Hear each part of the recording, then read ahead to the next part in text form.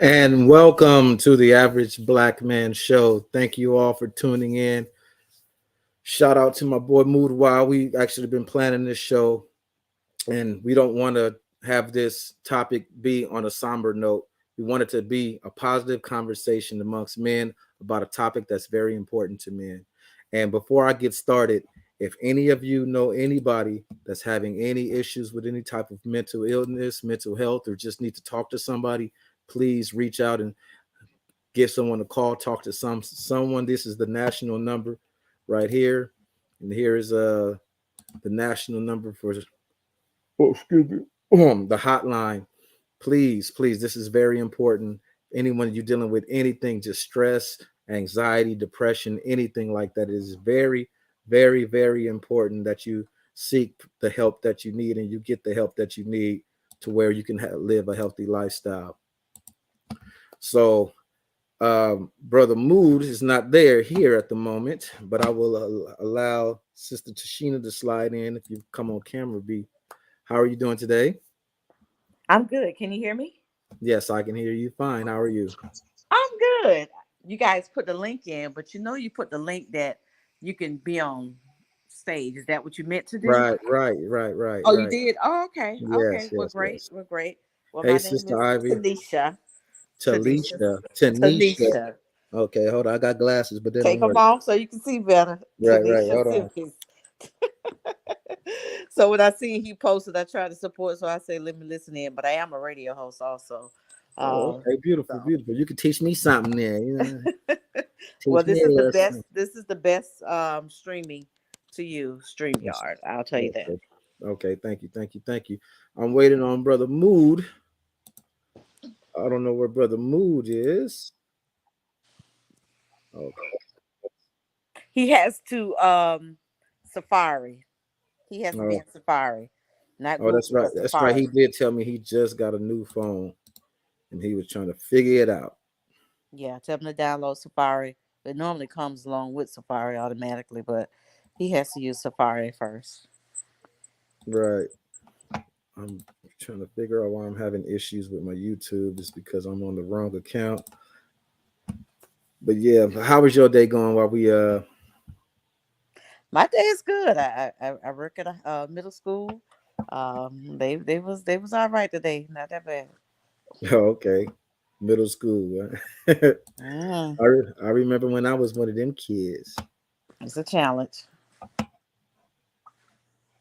Yeah, I'm sure. There we go. Pin the message. There we go. That's done. Brother Mood, man. We supposed to be doing this. I know I understand I'm waiting on people to it's, you know, black people be on PC time, CP time, color people time, you Maybe they trying to make themselves up first did. because Yeah, they live. get all purdy, Yeah, especially I just put my avatar picture up. yeah. Little baby, that's you, yes, your baby.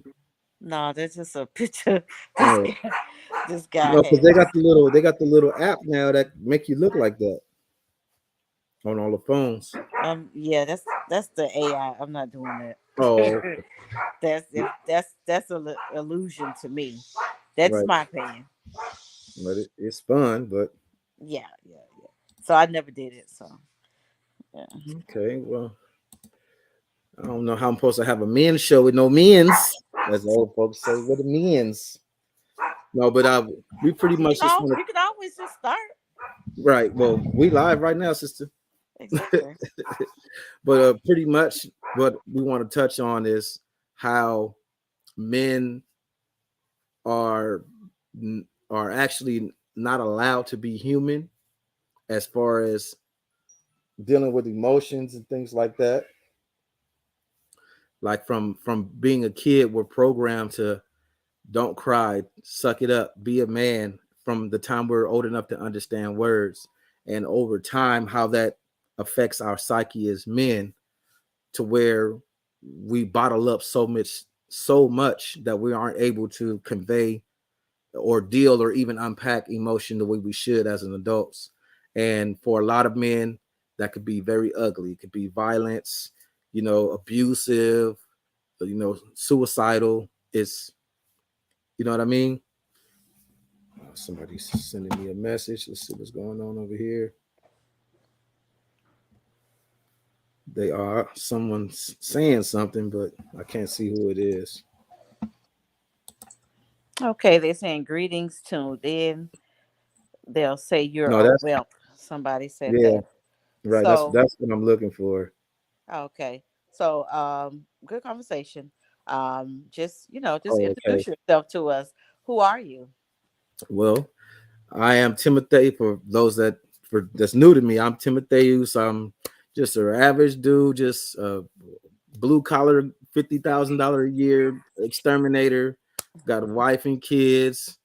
Just an average black man. Want to give us a voice. And the reason I even came up with the concept for this show and this channel is because KS had the whole high value and high value this and I'm like, there were so many women like, oh, I could never date an average dude, and I'm like, well, what's wrong with us? Right, right, right. What's wrong with us? Like, what's wrong So with? you mentioned about the emotional part. So I'm gonna tell Mm-hmm. you a story. So All right. a couple days, well, last Thursday. Like I said, my name is Tanisha Simpkins. I am a radio host. I do Relationship 204, but I also work at a middle school just recently. Okay, so it's been Mm-hmm. a little challenge for me because, as we know, they go through different identities, in a span. Um, so a young man, he came into the office and he was like, one of his friends told him that he was going to harm himself. Oh no. So his mother brought him in. He was very emotional. He was crying because he's scared, scared for his friend. So one of the things that we said was, I'm glad that you told us, you're very brave for telling us, we commending him. And I see that he needed touch. You can tell when a person needs some type of touch, you know what I'm saying? Mm-hmm. So I said to mom, give him a hug. So mom just stood there. So then I said it again because he just, weeping, crying, like, over. I said, you don't have to be in school. You can go home. Just over emotions. I said to mom again, give him a hug. She didn't give Mm-hmm. him a hug. So I stood up and I gave him a hug. And it stuck with me on that day. That was last Thursday because I was telling somebody else the story. And I was like, why did she not give him a hug? Like I said, give him a hug. It was okay to give him a hug. Um, like he needed that comfort, and I think sometimes some of my friends said, well, maybe she never had got emotion, so she didn't know how to give the emotion, you know. And a lot of times that happens that some people, they're not emotional and they don't even try to be emotional or put one step forward to be emotional to their family, kids, or relationships, because either they never have it done before to them. um so when you talk about emotions, so yeah, grown men and now little boys now will still not have that emotional touch or that emotional support. Right, and that's the sad thing. That's because that instant, and you said teaching middle school, like a mom shouldn't have to have permission to give their child a hug or emotion, or be told to, like, need instruction on how to be caring and nurturing to a child. You would think that would be an innate thing within women. So it's listening to that was interesting to me. I'm on the show, kids. I'm sorry, my kids just walked in. Hmm. Yeah. Yeah, but yeah, what I was it's like, it's so the way I look at that is just how is that gonna affect him years to come, because he's that's gonna stick with him. Like, my mother wouldn't even give me a hug Absolutely. Absolutely. When I need it. when I needed it. Right. And that, you know, that could possibly, you know, as he gets older, create a divide or distrust in women in him. Absolutely. So now let's speed it up. So now he's a grown man, right? Uh-huh. So now he's a grown man that doesn't show emotions, or is not emotional to women. That's a struggle Mm-hmm. when you're not emotional. How do I share the show? I'll put the where are you seeing the where are you watching from? The comments. Oh, okay. There should be a YouTube. Oh, No, okay. I see the average black man. Is that the right one? that's That's not the no, one to that's get on the show, is it? yeah. Let me get the right one.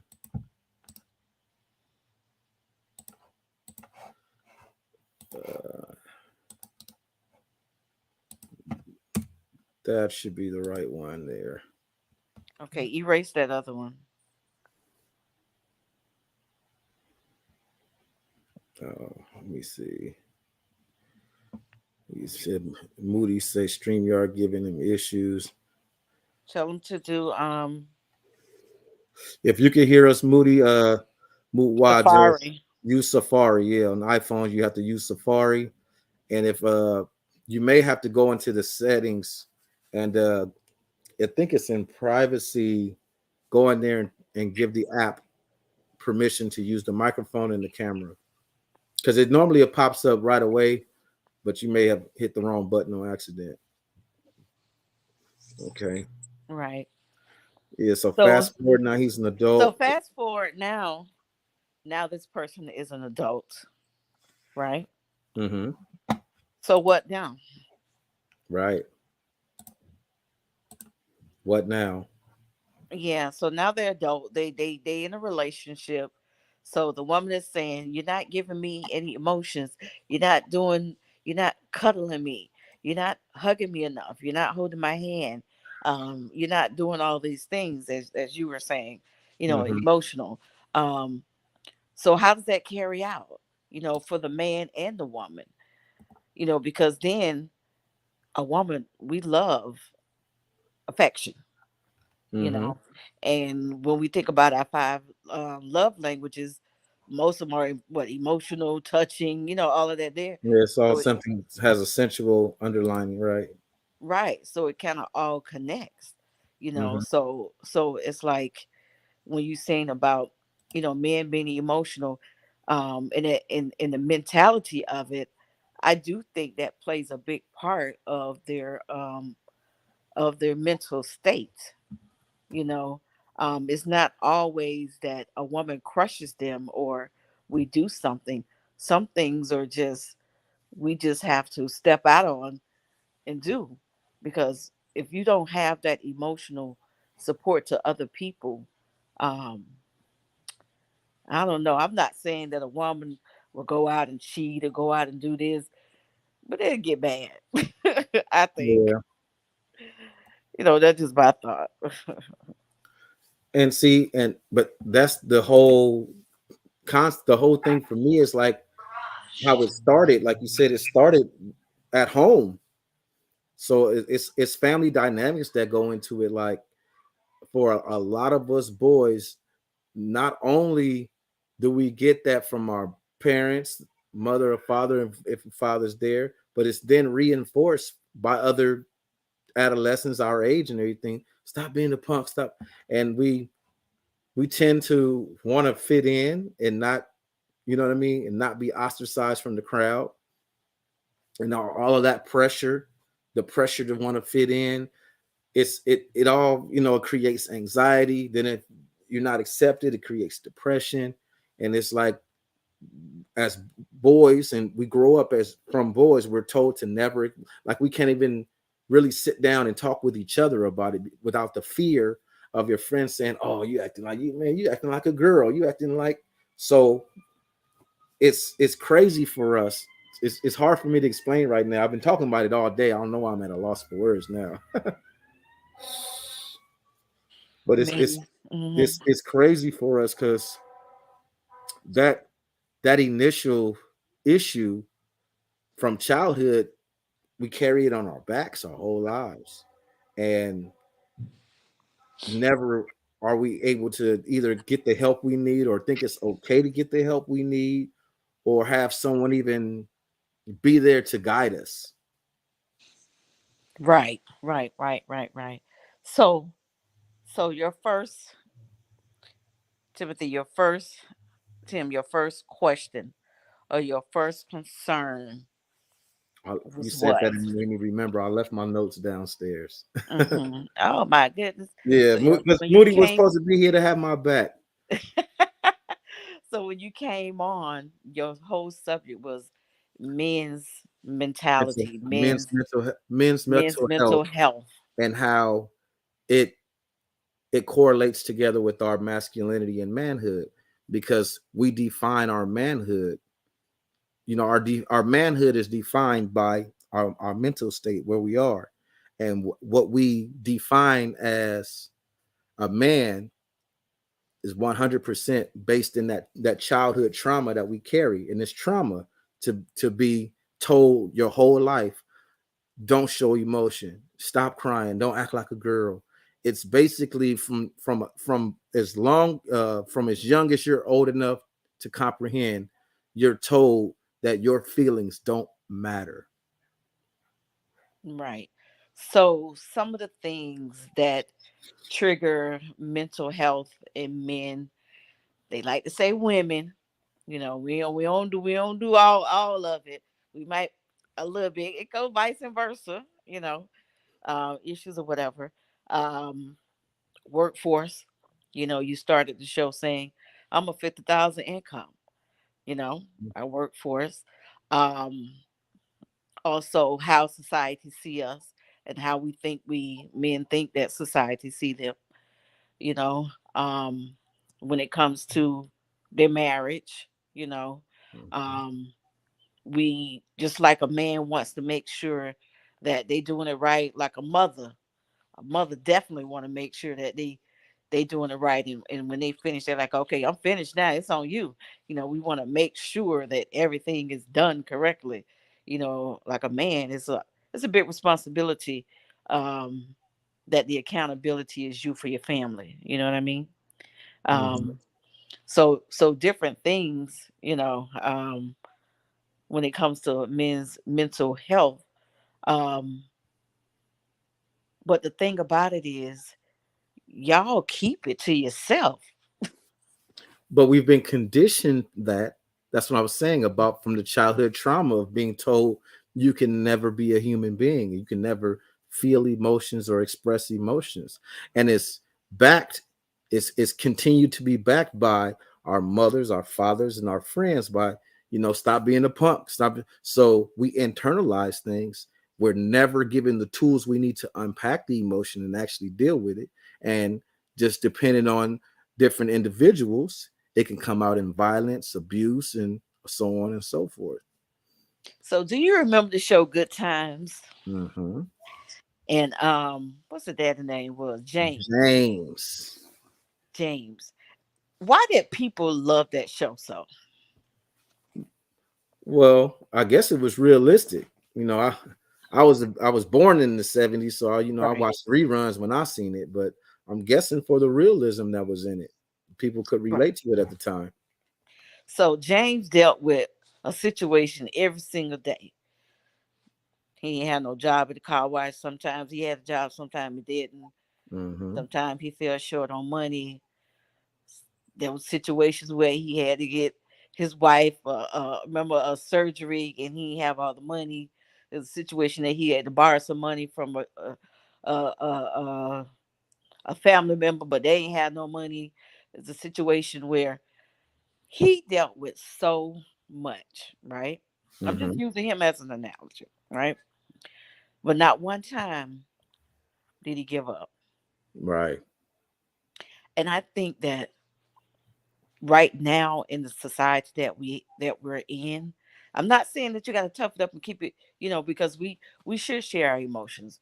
I and and and and and I don't think there should be an excuse that we can't share our emotions. Like, even for this show, if there are more men on the show right now to express how they feel, I don't know if they want to do it openly, but there are a lot of different things like small groups and going to men's retreats, and And I think that men should create that space that they can actually share their emotions, because there's situations that push you to the wall that you feel like you want to break down, whether it's a Mm-hmm. woman or man. You understand what I'm saying? Mm-hmm. But for men Absolutely. that have a family, it's a whole different situation.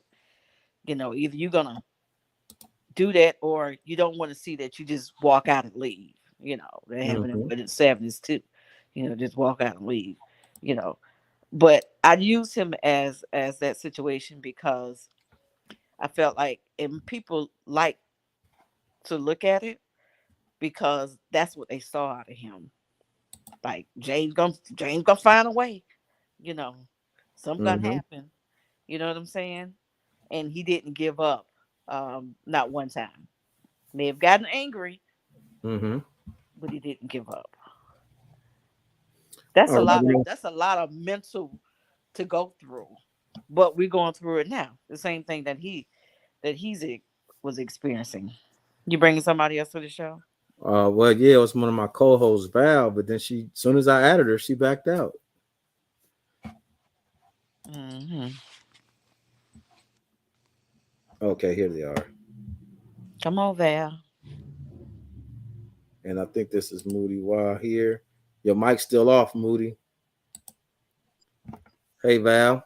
Val, Hey, meet Tanisha. Tanisha, Val. hi Hey, Val. Tanisha.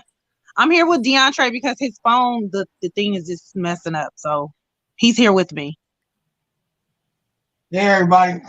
Hey, Hello. hey, Moody, you got everything but sound. Wait a minute. How's the audio right now? All right, we Yeah. got you. Yeah, Cool. Is the sun behind you? Yeah, no, the sun is to my right. I'm just Yeah, because outside you trying got to a get shadow. a better connection. You got a lot of. All right. But yeah, All I'm gonna right. go on mute right quick. I gotta go grab something out the house real fast. All right. All right. All right. So, Val and DeAndre, welcome to the show. Hey. thank you. Yep. Go ahead and introduce yourself. Oh, I'm Val. I'm a normal host. I look horrible right now, but this is where we at with it. Had to get on. And this is DeAndre. This is my significant other. So, and you can introduce yourself. Hey, how you doing, guys? My name is DeAndre Dejournette. Look at him with the officials. Awesome. That's mustard, ain't it? No, there ain't no mustard, bro. Not Dijon. All right. So, how you want to chime in about men's mental health and how it is it affects you, or how you see Were it in you the world? listening to the conversation? I Val literally just hopped on. So give us a Oh, recap. okay. All No, right. we're basically talking. We just touched on the childhood trauma that we go through as men, as far as being told that it isn't okay for us to be human beings. We're not allowed to show emotion. We're not given the tools that we need to unpack and deal with a lot of things that we deal with. We aren't given a safe space to be able to have someone to convey our emotions with, or even amongst each other. You try to tell your homeboy about something like, you act like a girl, you act like a punk, so we internalize and we allow things to build up to where eventually it erupts. And unfortunately for some of us, it's violence, it's anxiety, it's depression, it's abuse, it's a whole range of negative things that happen. And it all stems, in my opinion, from this simple trauma that we all go through as boys, of being told we can't be human beings and have emotion.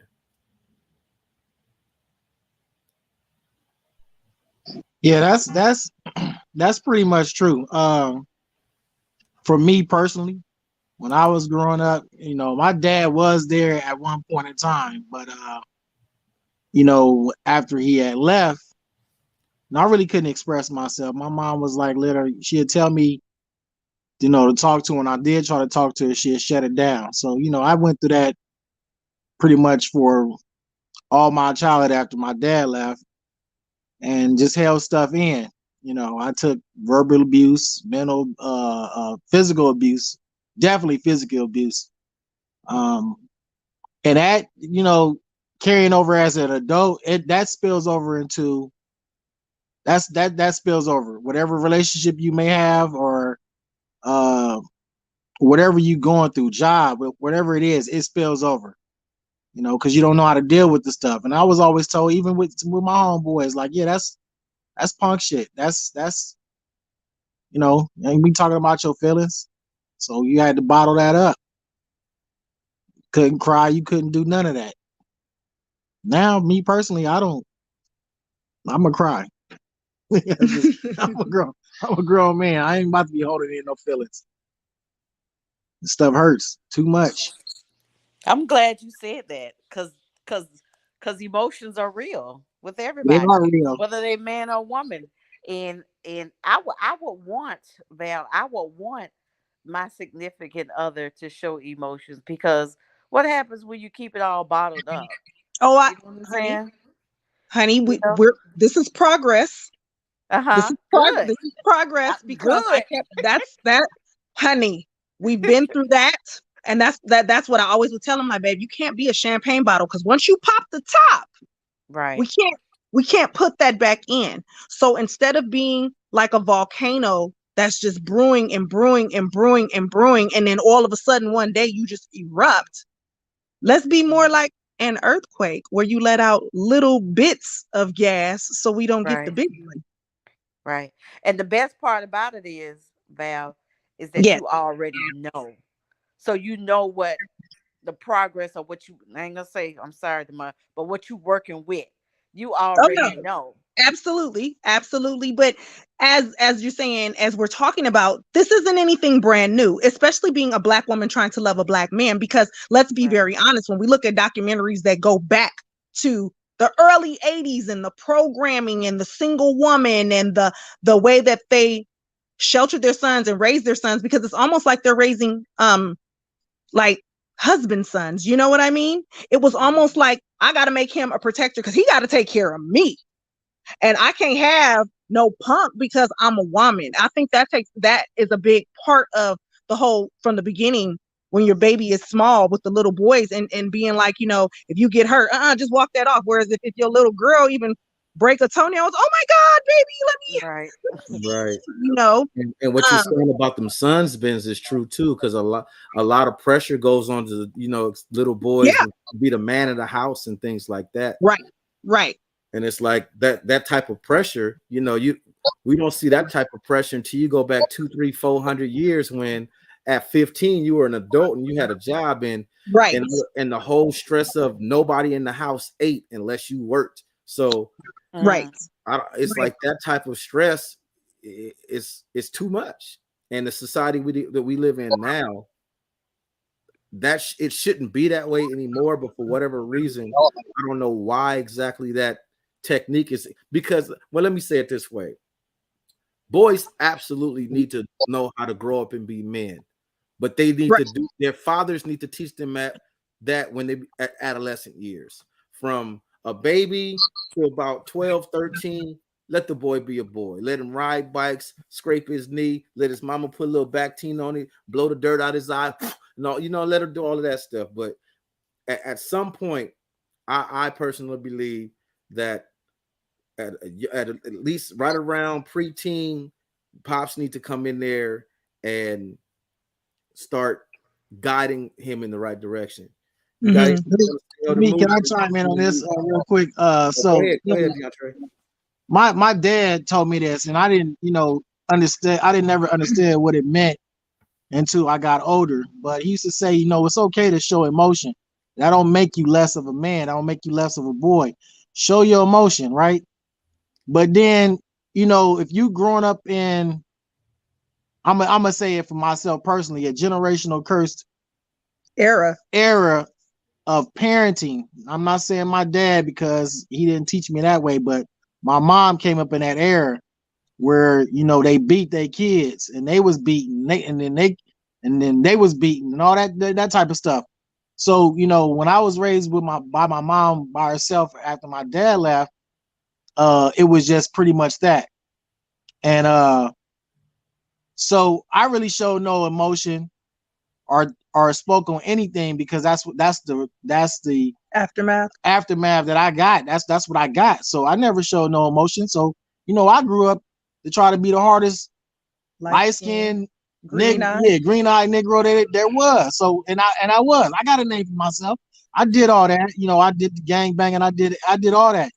And people still respect me, but the respect that they have for me now is not based off of no fear or anything. It's based off of, like, when I talk to people now, it's more of I give them the wisdom my dad gave me, my granddad gave me, or somebody that made sense, that was a man, that was like, you know what, this makes sense as a man. You don't have to hide your feelings. That don't make you less of nothing. You are, you are. It's okay to let that cry out. It's okay to, talk about your feelings. But again, like you said, man, it just, you got to let the boys be the boys, and you have to nurture that, right? There's certain things that I watch when I'm around my nephews and nieces and nephews or whatever, and I see them, and I try to point them in the right direction. Like, I see them lying or something, I'm like, hey, that ain't cool, whatever, right? Even with the kids here. Or even with the kids here, yeah, I try to impart them wisdom that I've already went through. It's like you having a foresight to see something ahead of time. So you want to let the person behind you know, which is the kids. You want to let them know, like, hey, this is what's going to happen when this happens, right? Talk about this. Don't be afraid to ask questions. Don't be afraid to do anything, because that was how I grew up. I couldn't ask no questions. Right. I couldn't ask no question. It was what it was. You listen, obey, and shut up. That was it. And see, I have a question just to play devil's advocate, because me and DeAndre have a different upbringing to a certain extent than regular African Americans, because he's of mixed descent and so am I. So I feel like culture is a big deal, because his father is not a black man. I wanted to put that out there. His father is not a black man. His father is a Samoan man who was trying to instill things that he was taught based on his culture, whereas his mother is the black woman. And I think culture and era also took a big toll on how a lot of black men were raised, honestly. Because I'm sure that your dad was going to give you a different experience as a black man than what his dad is giving him as a Samoan man. Right. Like, absolutely. And you got to remember, my dad is the silent generation. My dad, right. If my dad was alive today, he'd be 85, 80 something, 85 years old. So I grew up with a present dad that was absent because he was a truck driver. So when Pops came around, I was excited to see Pops, and he would always call me Junior, even though I'm not a junior. But it's now that I'm an adult and I understand that either the day before or the day after I was born, I believe it was the day after I was born, he was killed in a car accident. So I grew up with a father that never saw me as me. I was always my brother. So how that affected me, I honestly couldn't tell you, because I was kind of a happy-go-lucky kid. I was like real goofy. You know what I mean? So, but his absence and him being a truck driver and then showing up when I became a father, and I went through some issues with my being a teenage parent, and then with my baby moms, and I got custody of him. I knew that I wasn't going to be like my dad. I knew I was going to be around. I was going to show up. I was going to always see my son for who he was. So maybe that's how it affected me. I was just about to say that. You said, how did you affect Yeah. you? Mentally, that's exactly how it affected you. That I'm not going to do the same thing that another parent did, because I know the emotional state that you were in, or how you felt from your dad. You know what I'm saying? And that's the mental part about it, for all black kids, because all black boys don't have a dad. Right. They don't see a man. Right. Ever in their house. Ever. And most of the time, their dads is, if in the streets, right? Being that like they hanging around some homeboys, or if they're in prison. That's where they're learning to be men. And it ain't the right. And I'm telling you, it ain't the right way. Yeah, right. Because for me, like I said, my father was a silent generation. So when I hit that, there go another thing that how it affected me. When I hit that my preteens, teenage years, my pops passed away. I didn't have that guidance. So I started looking through the streets, found gangs and all that old type of stuff, looking for a mentor. I won't say a father figure, but looking for a mentor because I knew what it was like to have a dad. I was looking for somebody to mentor me and guide me into what manhood was at the time. I got to take this call. Moody Water, Val, y'all hold me down. Okay. Well, I just was going to chime in, like, as the daughter of someone who came from another country. Like, my dad was an immigrant. I'm first generation here. I'm half Belizean. My father suffered so much trauma and childhood abuse being in another country where the laws are even different on how you raise your children, you know, being abused to such an extent that even as a little girl, my daddy could not tell me he loved me. He always seemed very emotionless. And he would do things for me and he would buy things and all of that, but he would never, ever give me that I love you. Literally, my father died in 2016. He didn't start telling me he loved me until 4 years before he died.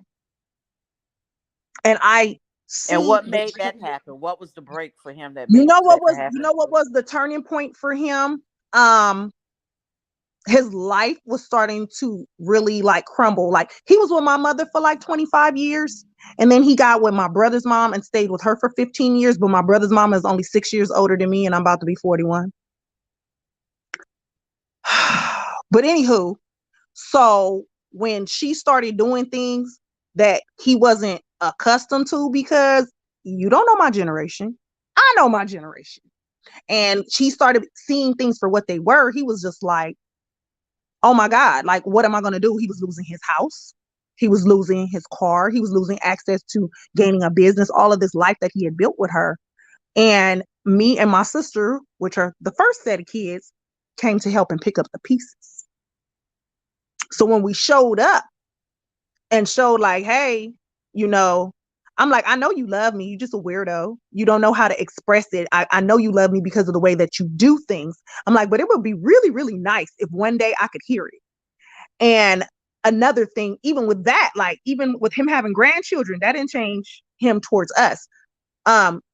He did with my daughter. That was the only person I would ever hear him say he loved. And I could be there with her. And he would be like, she'd be like, I love you, Papa. And he would be like, I love you, fat girl. And I'd be like, oh, I love you, Dad. And he'd be like, all right, see you later. I don't know for the men, chime in. And for, I can only speak for me, for women, you know, when we don't hear that or see that affection from our fathers or from our significant others, it feels like such a rejection. It absolutely does. And it has affected me in my real life. And DeAndre can vouch for this. I am often like, I'm gonna need them I love yous. And he's like, you don't need validation. I'm like, nah, I kind of do. I kind of do. I feel you. I kind of do. I'm gonna chime in. So, you know, I grew up. My dad, like I said, my dad is Samoan, so he always told me he loved me, man. Me and my little brother, rest in peace. He was we were the ones that, you know, he nurtured us. Like, so he told us he loved us, right? My mom did as well, but what was so confusing about that, she can tell us she loved us, but she'd turn around and beat the shit out of us. He was abused severely by his mother. You know, yeah, on just on that alone, like, I give you an example, and I ain't afraid to even talk about it no more, but it hurt it greatly. You know, my mom had my brother make a noose, hung me naked, and beat me. My mom did that. My mom and my brother did that, right? And then you look at that, I'm like, that ain't no love. So I grew up with a chip on your shoulder, a chip on my shoulder, hatred for her, resentment for her, and everything. Because this is supposed to be the first woman that's supposed to be, you know, you loving. This is the one that's supposed to love you, and you know, you supposed to go to her for anything, your dad for anything. But I didn't get that, so it just made me hard, callous. Oh, hard as a rock. As a rock. And That's just one of the things she did. You know, she done many things. Tried to Okay, so run me over. what have you done? What have you done as an adult to heal that pain? So what I done, I found out I have to talk about these things. If I don't talk about them and I'm holding this stuff in, it becomes worse for me. And whoever I'm having relationships with, it spills onto that. So what I've done is to just talk about it, right? I've been in therapy before, but most of the time, my therapist, like I said, if you feeling some type of way, you and you don't know what to do, talk about what the problem is with someone that you trust. mm-hmm. So who's your circle of trust? You have some friends that you talk to? Yeah, I got family and friends that I talk to. That's good. You know, my significant other. I wasn't talking to her at first, because I didn't know how to, you know, convey that. But I had to let her. If this is to be my significant other, she has to know. That way, she know what she's dealing with and what the hurt and pain that I was going through. So talking about it, the more I talked about these problems and what I faced when I was a child and what I went through, it lessened that load on my shoulders. It's like chipping off that boulder. Yeah. And I was very like, when I tell you, he was like the hardest life. I mean, he made Matt Barnes not look that hard. You know how he got the reputation of being the hardest life skin. He was so hard. I'm just like, well, how am I going to love you if you don't want me to love you? You got to make a decision here. You have someone that wants to be with you. But how does come on, girl?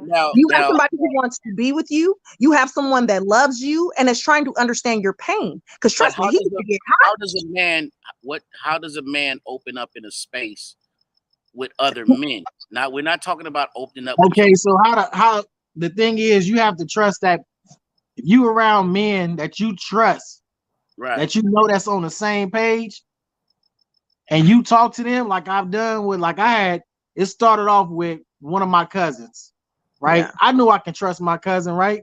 Because I can see the maturity in my cousin, and I know what he went through as well. So when I got to talking to him about the situation and he got to sharing things with me, it became like an open thing. And then we start having discussions about stuff, right? Of what he's experienced and what he's learned. Things that I probably have not even learned. So he'll share it with me. And if I learn something, then I can share it with him. It was that exchange back and forth. But that's only when you have to change for yourself. Right. You gotta want it. You gotta want it, because if you don't want it, like, I'm gonna give you a prime example, man. I did 17 years straight in prison, right? 98% of the people in prison talk about doing the same thing when they get out. Right. That other percent is on a page where they're trying to change, right? And if you was in prison long as I was, you will start seeing people that are on the same page with you that you can talk to, right? And y'all can share information and go back and forth, right? So I learned a little bit from that. You know, they say in prison, steel sharpen steel. Right. Men sharpen men like iron sharpen iron. Right. That's the saying. So you had those that did that, but you can also pinpoint the people or see the people that wasn't even on that page and was like, you know what? I'm not dealing with that. So it had to become a point in my life where, you know, I had to tell myself, I don't want this for myself. I don't want to keep bottling up stuff. I don't want to keep, you know, not feeling loved or expressing myself. So I had to make some changes within myself first, right? And it went to recently where I had to start like, you know what? I got to keep talking about the stuff that I got locked away. Because there's some deep shit that a lot of us got locked away. Don't want to talk about, period. Mm-hmm. One of the things I had in myself was me being hung by my own mom. Literally hung. Grandma came through and saved him. My grandma saved me. My granddaddy saved me. Beat the crap out of my mom and my brother. Like they wrong. You know, you wrong for that. That has an impact on a child's life for the rest of his life. Right. And the Anything best, violent you do to a child, that's gonna have an impact. right. And the And best they may part not want about to it talk. is acknowledging Yeah. exactly what may have happened. Like you have a lot of men where their father beat their mothers. You know what I'm saying? Or things have happened to them, and they don't express it. They don't talk about it, and they get into relationships over and over and over again, and they wonder like, what's going on? You know what I'm saying? Right. You keep doing the same thing again. You may find somebody good, but the Can't keep common them. denominator is gonna Right. be you. And see, the problem with all of that is it goes back to that childhood trauma of Trauma. never learning to how to deal with that, how to unpack it, and how to Your move emotions. forward in life, and not carry it as a burden, as my mother would say, a monkey on your back. Right. Right. I had learned this from somebody one time, because this is one thing I like to do. I like to write, right? So somebody told me, write out everything you feel, right? And read it by yourself. After you read that, burn that. Should sound corny, but it ain't. It ain't. Because what you're doing is you got to learn to, my thing is you have to learn to let go at some point in time. Because if you don't, it's going to be so destructive to you later on that you're going to never come back from that. It's people that you can see it on the news today. They going in and killing people. They ain't just doing that. They were just raised and they just doing stuff like that and they just coming up. It's some trauma Trauma there. there for sure. It's some for sure trauma there. So I see. imagine me being a 15-year-old boy, present day America, anywhere, a black boy. I'm not talking about other boys. A black Got you. Mhm. present day America, one of these cities across America. How do I manage my emotions if I don't have a father or a father figure to help me work through that? How do I go through understanding that this anger, it goes away, happiness is waning? How do I navigate the emotions that come with life and stay balanced to where I don't go off the deep end in any level? What would you suggest for that young man? Me personally, man, I'll say mentorship Yep. in some way. Find an outlet. Find the outlet, because that's what I had. I had outlets as well, but it didn't really help me get all that stuff out of myself, which is that childhood trauma. It didn't help me do anything. I had the outlets to not let me focus, but a mentorship program to where they're men talking about emotional things with boys to help them understand things, right? I had one of my mentors. His name was Ricky Kaufman. He used to play for the Rams, and he was my mentor. And he started helping me see things, but I still held on to things. Therefore, that means I didn't trust him at certain important times, right? Because I didn't trust myself to even let that out, right? Because I felt embarrassed, and it's a lot of kids like that. But again, to find something like that, It's kind of hard. it's hard because So you need somebody to I trust. heard something, Mr. Ricky, you were talking about. Was that another black man? Yeah, it was another Yeah. black man, The, Ricky the Kaufman. reason why I bring that up is this. I think that us as black men, we are extremely unique in this country. We have the most unique experience of Right. anybody in this country. Like even our sisters don't experience the same America that we experience. Oh, we know. And right. That being said, that I think it's important for us to find other black men that we can talk to. So even when we're talking about as far as your circle of friends space, your circle of confidant space, and even when we're talking about getting therapy. I think that if we go out and seek therapy, we should be adamant about trying to find black man, Black man. another black man to talk to Okay, well about then, our issue. remove his off of there. Because when Keep we my time when on we yours. go You got into this these shit built in every time. one sec, who was that speaking? I'm Huh? sorry. All right. Well, when we go into these spaces and we open up as brothers, there's certain nuances about our existence here in this country that most people just they can sympathize, but they really can't empathize. You Right. know what I mean? Like the anxiety that you get when you're driving down the street and you see the motherfucking police siren in Police. your rear view Right. mirror. Like other people can sympathize with us, but they can't empathize with us. How that really Feels. works. You know what I mean? Like and how that increases your level of anxiety, and nobody speaks about these things. Like it's only I can talk to you about that. I can talk Right. to Brother Tim about that because we've experienced that. We know what it feels like to walk into a room and other brothers are mad dogging us. You know what I mean? Look, giving us that look like, who is this nigga? You know what I mean? Like Mhm.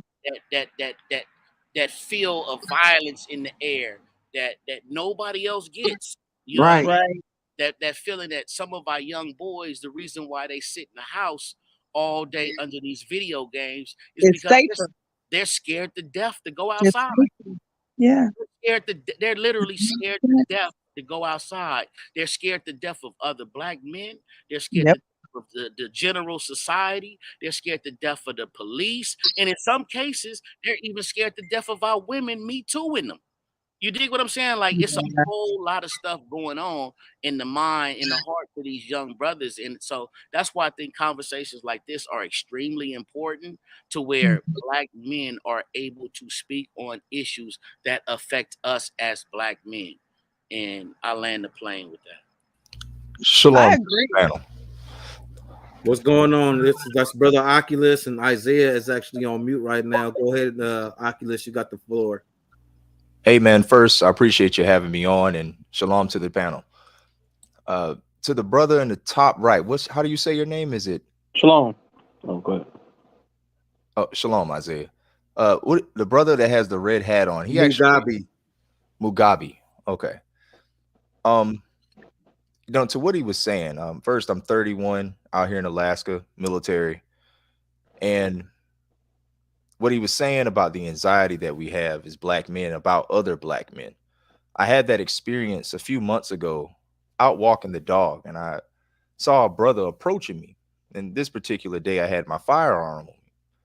And so I'm not going to lie, he was moving kind of odd.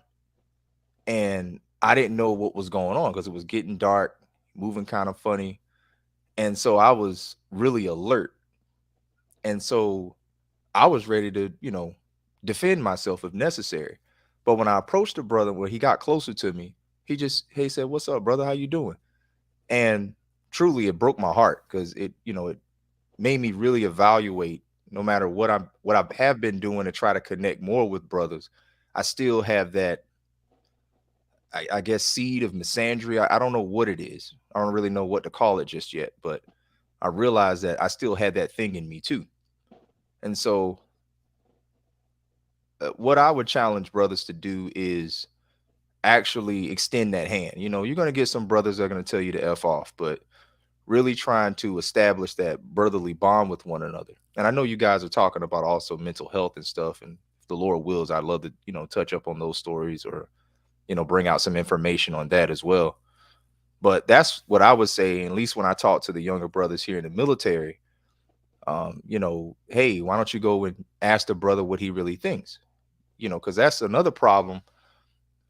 Nobody really cares what we think. And I think also we have been either left for words as to, how to actually describe our experiences, or we haven't been given the words to describe our experiences. And so there's this void as far as I'll say, heterosexual black male experience. There's not really a voice or an understanding because in part, I think we just kind of keep it to ourselves. You know, it's not a character flaw. It's just kind of one of those things. Well, who really gives a damn, you know? I totally agree with that, good brother. Like I was talking to Tim earlier, and I said that black men, particularly heterosexual black men in this country, we've never been humanized. We've never been seen as being just human beings. Like we've always been seen as being athletes or entertainers or this violent motherfucker or this over sexualized motherfucker. We've never had the opportunity to just be flesh and blood human beings where people can say, hey man, that's a human being just like me. That's a human being just like you. So I get it. I completely get where you're coming from, bro. It's like at some point, this is the reason, in my opinion, this is the reason why we see health conditions in men more than we do in women, because we're holding all this shit in. You know what I mean? Like we're holding in all of this stress, all of this anxiety, all of this pain, all of this shit because ain't nobody listening. You know what I mean? Like there ain't nobody paying attention to us. You know, we're expected to always be on point. And we, at to a certain degree, we should always be on point. But at some point, I say this all the time, who does the Godfather vent to? You know what I mean? Like, if I don't know if y'all old enough to remember the movie The Godfather, but who does the Godfather vent to? Who does the person that handles the problems of his whole family, his whole lineage, who does that person sit down and talk to when they're having a bad day? And most of us as black men, we just don't have that. And so conversations like this give us the opportunity to be able to speak on what we need. And yes, our women should be our confidants. Yes, our women should be the person that we talk to. But a lot of times, and unfortunately, it is what it is. You know, you open up to your woman, you give your woman some intimate details about something, your innermost thoughts, your innermost fears, your innermost dreams. The second that she's upset at you, she's weaponizing your experiences against you. You dig what I'm saying? And that makes a nigga go back into his shell even more. You know, like how do you like, who the fuck do you talk to as a black man when you tell your woman your most intimate things, and then she turns around and uses it against you in a fit of anger? You know what I mean? It's like, okay, right. well, don't Better talk. yet, she tell her girlfriends about it, and now everybody know about it. And Now the whole community all up Right. in your business. You dig what I'm But saying? so yeah, I had an example like that where I've been in a relationship like that, and a woman has weaponized my experience or my trauma against me, like you said, telling the friends, telling all this, and all that did make me do was go in the shell. All that made me do was Right. pistol whip some stuff. All that Right. made me do was make me angrier and made me not want to even say anything to anyone. Right. But being at the person I am, because I won't change for myself, you know, I was like, you know what? I'm gonna give it another shot. I'm gonna keep giving it another shot. But every time it happens, I go right back into the shell. Now I'm in a space to where with my significant other, I don't have to hide anything because I know she ain't gonna go back and weaponize anything against me because we on the same page. Absolutely. We That's on the it. same page, and that's hard to find. And that's And hard to find. But I wanted to touch on something that this brother had mentioned about, you know, you can be out walking or whatever, and you walk up, and the first thought you have in your head is, oh, this nigga, you on alert. Now I go to work, and I work for the railroad, so I go to work, and I got guys that stare at me, right? But I got to the point where I used to just whoop people ass for that shit. Yeah. Like, what the fuck you looking at? Right, and I get on them. And I get on them hard, right? But now I get it to a point to where I look at them and like, I know they don't know me, right? I know they don't know me. So what I only think is that some mental health shit, because you trained in your mind and like, oh, this nigga right here, but you don't know me. So what I do is I just laugh at that shit and keep it moving. Right. As long as Crazy they thing ain't touching about me, as that, long as they ain't DeAndre, doing. crazy thing about that is, those of us that come from that gangbang life, it's like when you really think back on it and you look at yourself and you look at the people that were around you, and the whole understanding of being able to shoot at people, get shot at, have people die around you, kill people, and then go home and smoke a blunt and eat a hamburger is a testament to how it fucks you up here. They do. Because now that we're adults, we understand that that's sick. It's sick. horrible. It's That's sick. to feel numb, to not feel anything for the hurt or pain you cause someone else. It's crazy. Now here's the kicker and caboodle though. Though we have been blessed enough to be able to, see the error in our ways, but how do you talk to those brothers and get them to come up out? Like I was talking to Moody earlier, like it took me years to get the look, that look like what y'all talking about when you see a dude, you walking and you could just look at him like, oh, he got that look. That nigga might be on some buzz. Right. It took me years to get that look off of me to where I could walk into a room and people not feel threatened by my presence. Now, some of that still happens, just being a black man having hair and, it just is what it is. But I worked hard to not convey that emotion to other men that come across me. Problem with that is that somebody can see me and be like, oh, he a punk, we finna get his ass. So there's always that underlining question of violence that could always happen at any time, and that's the stress that we have to live with. All right, I wanted to share this. So when I was in prison doing my 17 years straight, I was in a program like Scared Straight. It was called Code 4, and kids came in. And one of the things I used to share is this, because I used to hear this a lot from the kids that was talking and speaking about the things that they were going through, right?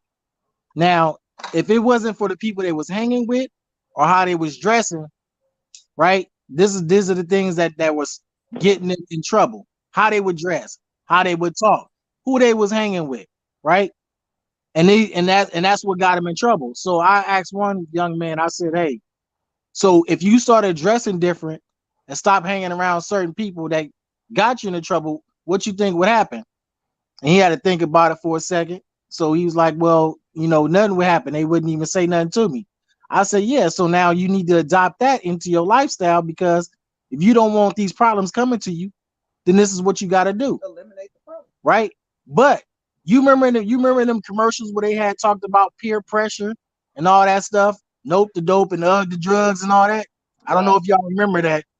You said the drugs. Yeah, they used to say they had a commercial on that. It was the drug thing with McGruff the dog. That was during the Reagan era.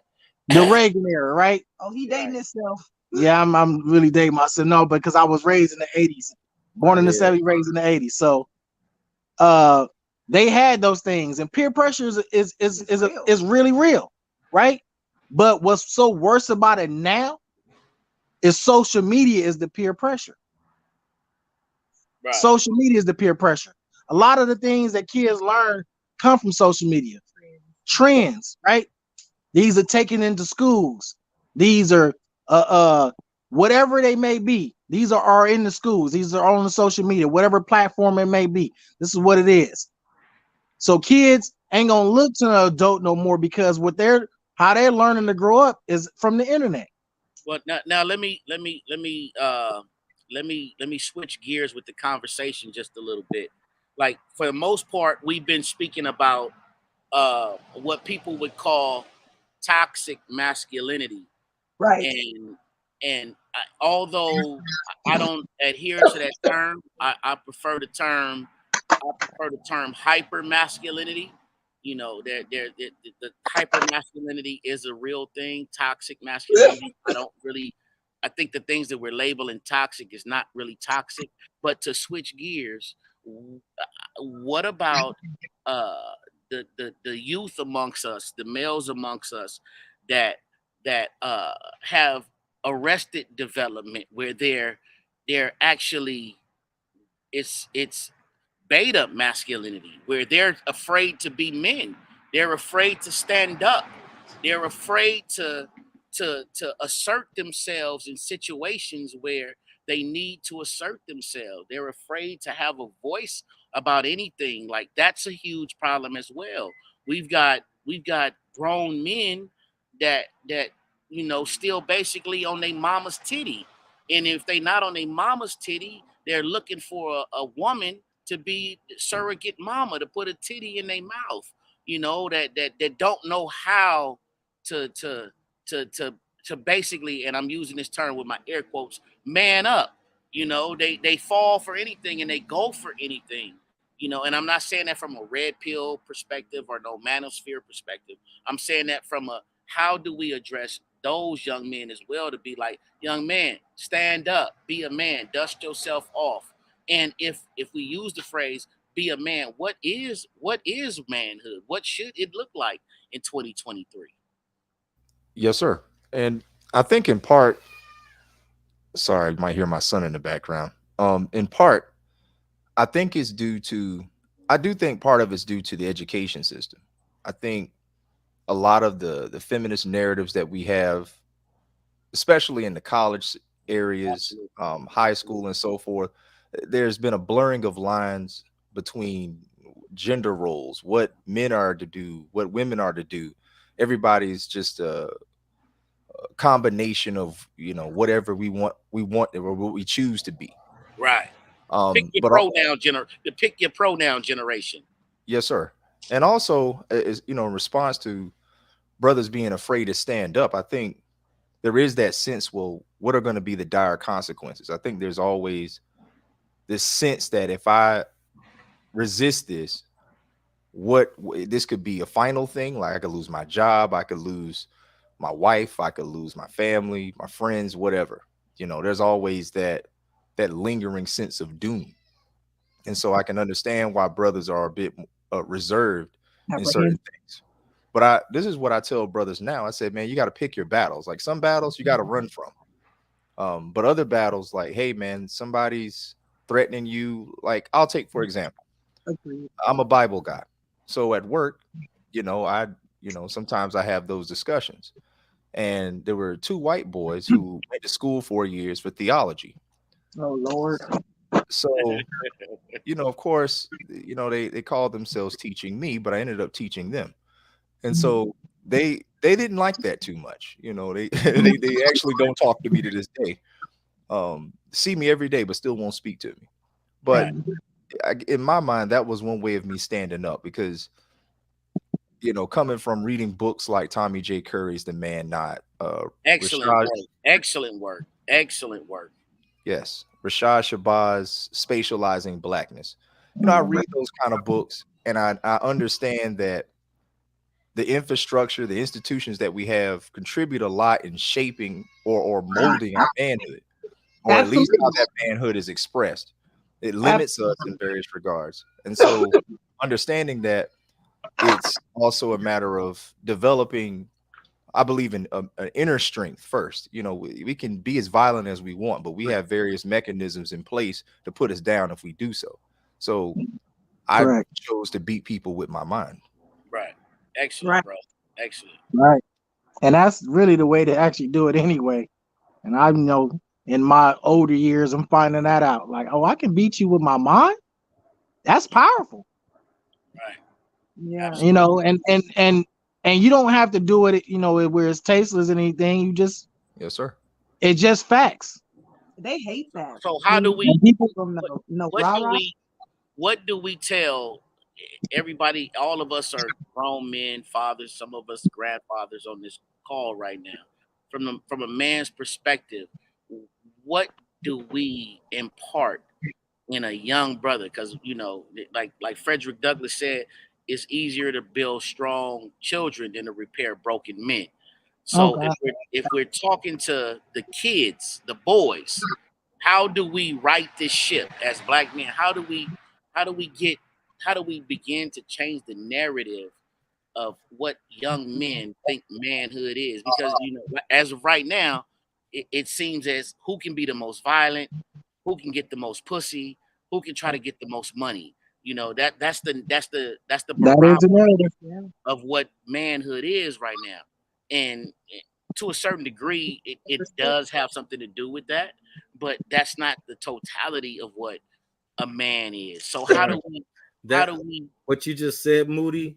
I think what you just said, that should be expressed as to kids, as that's the reward from doing whatever, and that's the whole issue, is that defining manhood is going to be different per individual. But I think that those points that you should pointed out should not be the focus. That should be the reward. If you build yourself up, you get yourself together, you do XYZ, you get your job, you better yourself as an individual, you have integrity, you have honor, you know what I mean? As a reward of your hard work, you'll get money, you'll get women, you'll get you know what I'm saying? Right. You get money or respect. Right. And one thing I would, buddy, did you get the power? Did you get the pussy? yeah, I think Listen, it's part. I know for this generation right here, if we're raising kids in this generation, kids have to be monitored, right? In order for things to change, for men today, for boys today, they have to be monitored, right? That's if they're growing up in that parent where they have two parents, or even with that one parent, they have to be monitored. Because if we allow, again, I'm gonna just touch back on this, social media, we allow them, we ignore our children and let them just go on with the electronics, like you said, they're afraid to go out. I got a cousin right now, he was raised around all women, didn't want to come over there with all the boys and hang out, and none of that. That's because he was afraid of masculine men, right? He didn't want to deal with that. But that all stemmed from his mom really ignoring him and letting him just jump on video games or jump on social media, right? Right. And therefore he has, like me personally, I'm gonna just say he got feminine ways to me, because that's how he was raised, right? Like a woman. And that's why you got those beta male type people. I'm not saying you should be an alpha male or a sigma, whatever it is that you trying to be. I'm just saying, in order to be a man this day and age, right, we got to teach our kids personally. You know, when kids are born, they don't know anything. They're sponges, right? Yeah. So if they're sponges, that means we got to put what we know into them in order for them to grow. We got to nurture them. And you can't do that by letting somebody else do that. Yeah, but see, that's the whole thing. That's why I said before, there's too many nuances to that, because each individual man will define manhood differently. So if a dude, because we done seen it all our life. Anybody that's been from the hood, living in the hood, you see a dude named D-Rock. He have a son. Guess what? His son's name is Little D-Rock, because that's what he instills. That's the lesson that he instills in himself. So the lessons that are instilled are what needs to be changed, and that reflects the value of that man. That's the father. And a lot of what really needs to come back is that balance of a household, of having a mother and a father present, and not just present. They have to have like minds, right, and have the same type of goals, and their mission should be the future of their child. Right. That's why, like, I got a boy. He's married with kids or whatever, and this like my guy. We've been like friends like 20 plus years. I say this my right hand man will say, and he has a 3-year-old son, and every time I go over there, just about every time, like, that little boy runs that house, if you know what I mean. Like, everything revolves around him and what he wants, and he's spoiled, and he get out of line every now and then, and my boy will be like, damn, he'll be yelling at him and then be like, stop being so fucking bad, and he'd be complaining about how bad of a kid he is. But then I started thinking to myself, like, you raised right, you can't in the same breath say that he's bad and in the same breath say you're a good parent. You see what I'm saying? Or say that you're not a bad parent. So a lot of parents think that their kid is bad. It's just because kids are supposed to be like that. So they kind of like don't take the accountability for why their kid is like that. Because people really think like when their kid, the terrible twos and, you know, the ages that they feel like they're supposed to be like that. So we're going to let them be like that because they're kids. But at the same time, it's like no, because like my father, for example, I always use like my father as an examples like this is that when we were kids, my father was very, very active with us. There was three of us. And I had a brother and a sister. He's very active in, you know, discipline, structure, order, education, all that stuff. Like my dad was teaching us, you know, the Bible at a very young age, the culture of it, the history, all that stuff, the spiritualism. And I'm talking about before I'm even 5 years old. So when he was engaged like that, he didn't have behavioral problems out of his kids. You see what I'm saying? Like when we would go places, like people would actually compliment my dad on how well behaved his kids were because my dad was very actively engaged with his children at a very young age. So like he goes to say earlier, dude said like, you know, kids are sponges. They are. So we have to like be very careful as what type of water they're soaking up, right? Absolutely. Or whatever it is that they're soaking up, be more mindful of that and understand that, like he said, kids are sponges and they're watching everything you do. Now, like how do we teach, not to cut your wisdom, good brother, how do we teach emotional management and conflict resolution to the younger generation? Like, how do we get them to understand that it's okay to be angry? Anger part is not the problem. It's how you manage your anger. That's the issue. It's okay to be sad. How you manage your sadness is the issue. How do we impart that? Because the reason why I'm posing the question like that is when we've got to, in my opinion, it's just my opinion, whatever it's worth. I'm not a professional.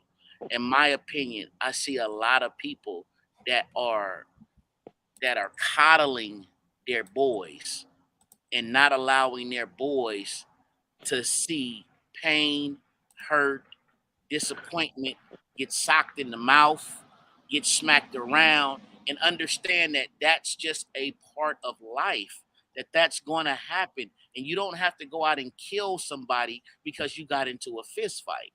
You don't have to go grab your gun because somebody wants to fight you. You know what I mean? You don't have to think about throwing your life away because you have a simple conflict with another human being. How do we get these youngsters to understand that those feelings are okay, but how do you work through those feelings? Well, I would say, like, first off, like, we can tell them like A, B, C, X, Y, Z, right? This is this and that is that. This is the emotion you're feeling and how you should handle it. I mean, that's all fine and dandy, but I think before you can get a child to obey you, you have to be that example, right? Absolutely. Like, yeah. So I think that's another point too. Like, I think that's where it starts as parents again. Like, before your kid can even talk and communicate with you really verbally, you know, he's communicating with through other avenues of what he wants and what he needs. But before that point comes, while he's still observing as a kid, right? He's watching everything. Like, I work with kids or whatever, and it's they mimic what you do. They literally mimic what you do, and I can see, like, with kids, what they mimic at home when they come to the school. You see what I'm saying? I can see where you're getting from home and you're displaying it here when you're out with these other kids in this program. I'm a youth coach for an after school program. Good job, bro. Good job. Good work, yeah. Man. We appreciate you. And I'll be honest, like, it's been like, because like Tim, like me, I love kids. Like, I don't have any kids of my own yet, but I love kids. And I've actually worked with kids before. I've worked at a group home before for young boys. So now I'm as a youth coach for an after school program with kids. So, but again, like I said, like, I can give you an example. There was this little white kid out there. I mean, little demon kid. That's what I call him, because his eye, he was cutting up. He was cutting up the whole time. Well, not the whole time. He was cool at first when we used to playing the little game, but then we got to start doing the little soccer drills and all that stuff. He was being very uncooperative. So he's yelling at other kids, screaming at other kids, pushing kids, kicking me, you know, saying stuff to me. And I'm just like, you know, I'm trying to keep my cool. I want to kick this little bastard, but I'm like, you know, let me be cool here. I understand that he's just a child, right? So the whole time he cutting up, I hear a woman's voice in the distance telling him to stop, right? So I turned immediately, like, who said that? Like, who said that? Because I'm thinking if this is his parent that's out here, then they need to come and get him, or they need to come and have a talk with him, because I can only do so much, right? Like, I'm only there as a youth coach. I'm not an expert on kids. I'm not a therapist, right? Like, I'm a soccer coach. So when we were leaving and wrapping everything up, I realized that she was so I walked up to the lady. I was like, she goes, yeah. I was like, I told her, who, I don't know who she was, if it was his mom, but I told her, I was telling her, like, yeah, you know, Emmett's been, you know, acting up this whole time, and I've been trying to get him to, you know, cooperate, blah, blah, blah, but he's just refusing. And she was just like, oh, it's fine. I'll just take him with me right now. And I'm thinking in my mind, like, yes, please take him, because he was disrupting all of what was going on. But when the day was over and all the kids were leaving, I saw her talking to him. I guess he was talking to somebody on FaceTime, because she had like the phone in his face, and I don't know who he was talking to, but he was screaming really loud, like, I just want my mommy. I just want to be next to my mom. So then right there, when he said that, that's when I became more understanding of his behavior. I'm like, oh, this is obviously coming from the home, right? He can't see his mother, right? So for some reason, he can't be next to his mom. So he doesn't know how to, like he said, how do we get these young brothers to properly express what they're going through, right? And as a kid, he didn't know how to express the fact that I'm frustrated because I want to be next to my mom, but for whatever reason, he could not be next to her, right? Or she's not there in his life, or she's not at home. So I just kind of felt like that goes with what the guy said when we were saying earlier, like, you know, you just never really know, especially with kids. See, because sometimes kids don't, while they might understand like certain things or they may not understand why certain things happen, right? Yeah. So to them, things just happen, but then they don't have the understanding of why it happens. Like, why is this happening to me? Like, for that child, why is my mommy not around? Why can't I be next to my mom? Right. So that feel like you said earlier, at comes a time where we as men, or, you know, even women too, you know, women have a, you know, role in this too when it comes to the kids. But again, like, understanding that, you know, kids, that's why I be tripping when people call kids bad and they try to judge kids. And I'm like, they're kids though. Like, right. They're children. They are children. They are literally learning on the fly every single day. And then their most primary learning points are the people they're around the most. So when people say, oh, I ain't raised you like that, right? Like, well, yes, you did. Like, I get it from you. Somebody, right? Like, somebody in the comments says it never fails. Niggas with no kids be perfect fathers. Who's that? Who said that? That's on the screen. Oh, well, I mean, I don't feel like I need to be a father to, you know, to observe things. You get what I'm saying? Because I was talking to my friend of mine the other day, and people's like, you don't got kids, but guess what? I was once a kid. You see what I'm saying? I was a kid once, and I was around a father who was very actively engaged before my mom split up.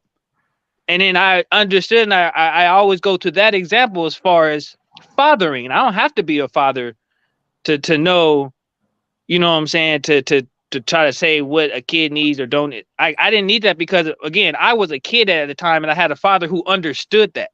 You see what I'm saying? And I remember being a child, what that was like, you know what I'm saying, having a father who was actively engaged and was serious about the upbringing of his kids. So I always use that as a standpoint when I do talk about it, is because I feel like my father had the right idea.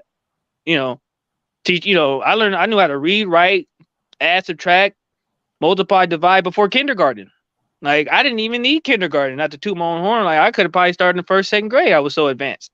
But I always like to use that as a you know, as a standing point, or as an example point. I may not have kids, but I was once a kid myself at one time. Yeah. You know what I'm saying? And I remember what that was like, having a father around and what my behavior was like and the way I operated and the way I thought emotionally and all that stuff. I remember that. I really do. I still remember all that. So I always like to use that because whatever you put your time into, like I always tell people, people claim, oh, they don't got time for their kids, right? Like at least like quality time. They got this. If you're a single mom or a single parent, whatever type of parent that you are, you claim, oh, I just don't be having the time. But you got time for everything else, to hang out with your friends, to go out and do this, go party, do whatever it is that you could be doing with that time you could be putting towards your kid. But you don't prioritize the time with your kid because nowadays I know we tend to think that we can pacify kids with things, right? Like, while I go do my thing, I'll just give them a tablet, a Xbox, or some TikTok, something to distract them so I can go do what I can go do, go have my fun. But I'm not monitoring what they're doing when they're on these tablets, TikTok, social, whatever. You see what I'm saying? Now let me ask a question. How? And this is a question. Imagine that a young boy is spending time with his father, and his father has underlying mental health issues. You know, father might be suffering from anxiety, father might be suffering from depression, father might even be suicidal, father might be bipolar, undiagnosed. These things are going to adversely affect the child. In his mind, he loves his child. In his mind, he's doing the right thing. So, how do we reach out to these brothers and got it? say, hey, man, I think you might need to get a little bit of help? We're not saying that something is wrong with you, the person. We're saying that maybe you need to reach out and get a little bit of help, brother. How do we reach those brothers? Well, I go was ahead. true, man. That's a good one. Because I was Oculus, like, yeah. Oculus has something to say, and to the question, to answer you in the comments, just go ahead and drop a question. Hope, and I'll try to look for it and make sure I see it and read it. And anyone want to come to the panel, click on the StreamYard pinned in the comments on YouTube, and I believe it's in the comments as well on Facebook. All right. Thank you, brother. You know, speaking to the mental anxiety, the neurological diseases and so forth, I'll use myself as a testimony. You know, last year I dealt with suicidal ideations and even had an attempt. I had a lot of other stuff going on, or maybe it always had been brewing, but it just came out last year. What I would advise first, like you said, is to go speak with someone. You know, definitely go talk to a psychiatrist or a counselor of some kind, specifically a so-called black man if you can find him. But in the meantime, I'll tell you like they told me, we can't fix you. So they may be able to subscribe to you drugs or things to suppress the feelings or the thoughts and those kind of things that you're having. But a lot of dealing with those kind of issues, psychological issues, is actually more of a personal responsibility. You know, especially if you're able to do so. But what I would suggest to that brother then is, believe it or not, fasting. That is water fast. Go as long as you can. If you can go 3 days, 8 days, do it. Because what I found when I started fasting, I had a lot more, my thoughts weren't as sporadic. I had less these spurts of I want to hurt myself. The world is, you know, done for, these kind of things. And I'll say this up front, you know, I definitely was a love child. I didn't walk around thinking no one loved me. You know, I know that's something that people ask me when I went to the I'll just call it the crazy house for lack of a better word. Right. But fasting definitely helps. And if you brothers and sisters will, I want to share something on the screen if that's cool. All right, go let's see if it'll pull up here. Hopefully it'll show up well. Can everyone see the screen here? Not yet. Yes. Okay. Fasting as a therapy in neurological disease. We see it. I'm just going to read some from the abstract, but Skipping down, it says fasting induces an altered metabolic state that optimizes neuron bioenergetics. A lot of fancy words here. So I'm just going to skip down. In both animals and humans, fasting prevents and treats the metabolic syndrome, a major risk factor for many neurological diseases. In animals, fasting probably prevents the formation of tumors, possibly treats established tumors, and improves tumor responses to chemotherapy. In human cancers, including cancers that involve the brain, fasting ameliorates chemotherapy-related adverse effects and may protect normal cells from chemotherapy. Fasting improves cognition, stalls age-related cognitive decline, usually slows neurodegeneration, reduces brain damage, and enhances functional recovery after stroke, and mitigates the pathological and clinical features of epilepsy and multiple sclerosis in animal models. Now, I got other articles saved, but I'm not going to pull all that up tonight. But what they're starting to do now is do research on fasting in people. And so it's a bit inconclusive right now because obviously people haven't really done it. Another book to check out, Food Politics. There's basically an agenda to make you eat and consume more. But I think that would be the thing I would suggest to a brother is, beginning with an inner work. The brother with Miss Val, he mentioned writing and reading. That's actually something that I would incorporate with the fast. And that's something that's helped me. And in part, that's why I started a YouTube channel, just to get all these damn thoughts out. Because sometimes you can get too much in your own head and you're already dealing with the external stresses of life, but then you're in your own head and there's stress within you as well. But that's what I would suggest, brother. Oh yeah, fasting is very, very, very. It's not just for the body; it's good for the spirit too.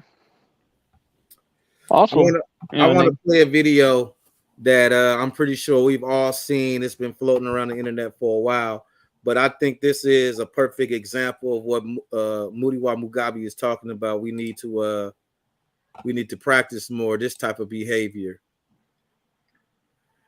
Let me see where it is.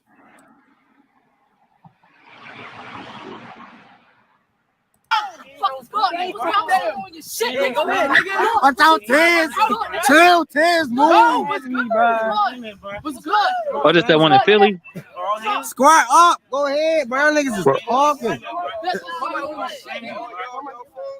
Everybody on your phones, though. Oh, y'all the real cowards. Record that too. Everybody on the phone, record that. Everybody recording the phone. Real coward. Ain't cool, man. Y'all in the middle of the street. Look, she's smiling and laughing. They laughing. Look, he laughing. He got a big smile on his face, little bro. He got a big smile on his face. Look at your man right here. It's supposed to be your man. He dying. He can't look. He can't even laugh. Look, let's go. Listen, look, they all laughing, little bro. But you really upset. And you really upset. You more mad than he is. I can see it in your face. So you fighting for a reason. He only fighting you because you want to fight him. Because you mad. He came to me. He texted me. So you some shit I don't even know. So you defending yourself. Yeah, I don't know what's going on. Look, little bro. So you on the right. You defending yourself. But look at the crowd. And little bro, look. Whatever you text him for that you don't know, you was ill-advised. My thing is, look at the trick of the devil. Who ill-advised you? Look around. Who ill-advised you? Who told you wrong? Who told you wrong? You don't gotta answer that. I'm saying, who told you wrong though, little bro? And the only reason I'm saying this to all y'all, yo, because y'all almost men. All of y'all, yo. Y'all almost men. Y'all ain't kids no more. Y'all girls ain't little girls no more. Look, yo. Y'all men, yo. Y'all men, yo. 14, 15, 16, 17. Y'all men. Start acting like it, yo. We ain't gonna get nowhere like this, yo. Y'all gonna wind up like the niggas y'all wanna be like, yo. Word up. Word up. Look. They still laughing. They still laughing. You upset. Think about that. Anybody can laugh at you. Y'all ugly. Straight up, yo. You big as hell. Straight up, yo. Straight up. Anybody can laugh at you. Why you upset like that? They ain't your friend. And they sit here and let you do the dirty work. I don't even know what went on, but I know what went on though. And they sit here and let you do the dirty work. I'm a freeze. Oh yeah, word. Say what, bro? What? He not no punk. He ain't no. But they know he not no punk. They know he not no punk. So they gonna send you what? Now y'all out here fighting in the middle of the street. Now y'all out here fighting in the middle of the street, huh? And all y'all, hey yo, please, yo. Sound like a little bro. All y'all though, y'all got parents, yo. Y'all got parents, yo. Don't make your parents look like this, yo. Word up. Don't make your parents look like this, yo. It's important, yo. Don't make your mom and dad look like this, yo. Word up, man. And if y'all live around here, y'all listen with good. Mess that up, huh? Mess that up, huh? Hey, yo, you, I know where you from. I know where you from. Humble beginnings. Your mom and dad work hard to get where they at, yo. They work hard to get where they at, yo. Telling y'all, yo, little bruh, your dad doing life. You think it's a game out here? Ain't no game out here. It's real out here, little bruh. Y'all playing games, yo. Stop playing games, man. Y'all don't, yo, I'm telling y'all, man, don't let nobody do that to y'all, man. Y'all shake hands, bro. I'm telling y'all gotta do that, bro. Like right now, like I'm telling y'all gotta do that, bro. It's gonna be a problem with me. Shake hands, bro. Bro, shake hands, bro. Bro, shake hands, bro. Shake hands, yo. Hey, yo, shake hands, yo. That's the only way I'm leaving. I ain't leaving, bro. Y'all don't shake hands, bro. I'm not leaving, bro. Not leaving, bro. Shake hands, bro. But just shake his hand, bro. Shake hands, bro. You got spit. Shake hands, bro. That's it, bro. That nigga hand. Yo, nah. Now look. Now look. Now look. Now look. Now look. Now look. They want y'all to be enemies. Now look. He can't even stop smiling. You ugly as hell. You got that. Get a sign of good faith. Put your hand back out, bro. He gonna shake it this time, I promise you. Put your hand back out, bro. He gonna shake it, bro. Y'all be good, bro. I'm telling y'all, man. Yeah, I remember that the old boy in Philly, right? I think that's down there in Philly. All praises to that brother. Beautiful shit, man. Beautiful shit, bro. They brought him on the what show? I think the Steve Harvey show. After that, Yeah, I think so. He was on one of those shows after the fact. Yeah, somebody in the put a comment about the fasting. Dr. Shaby, hey, Craig, shut the fuck up, Ratchet. I mean, that's Ratchet in the back being Ratchet. Yeah, he wild, man. Yeah, but yeah, man, that we need more brothers like that in the community that can dead the situations when the youngsters is going wild with each other. Like, don't get me wrong. Sometimes we gotta let that shit do what it do. Sometimes we gotta let them work through that like that. Yeah. You know, because it's a lot of youngsters that's a lot of mouth that think they tough and talk tough, and maybe they need to find out how tough they are. You know, like my best friend right now, you know, me and that man, we had fights like every 3 days during the summer of me being in the 6th grade. You know, I'm the godfather of his sons. You know, but we went through that progression where we fought.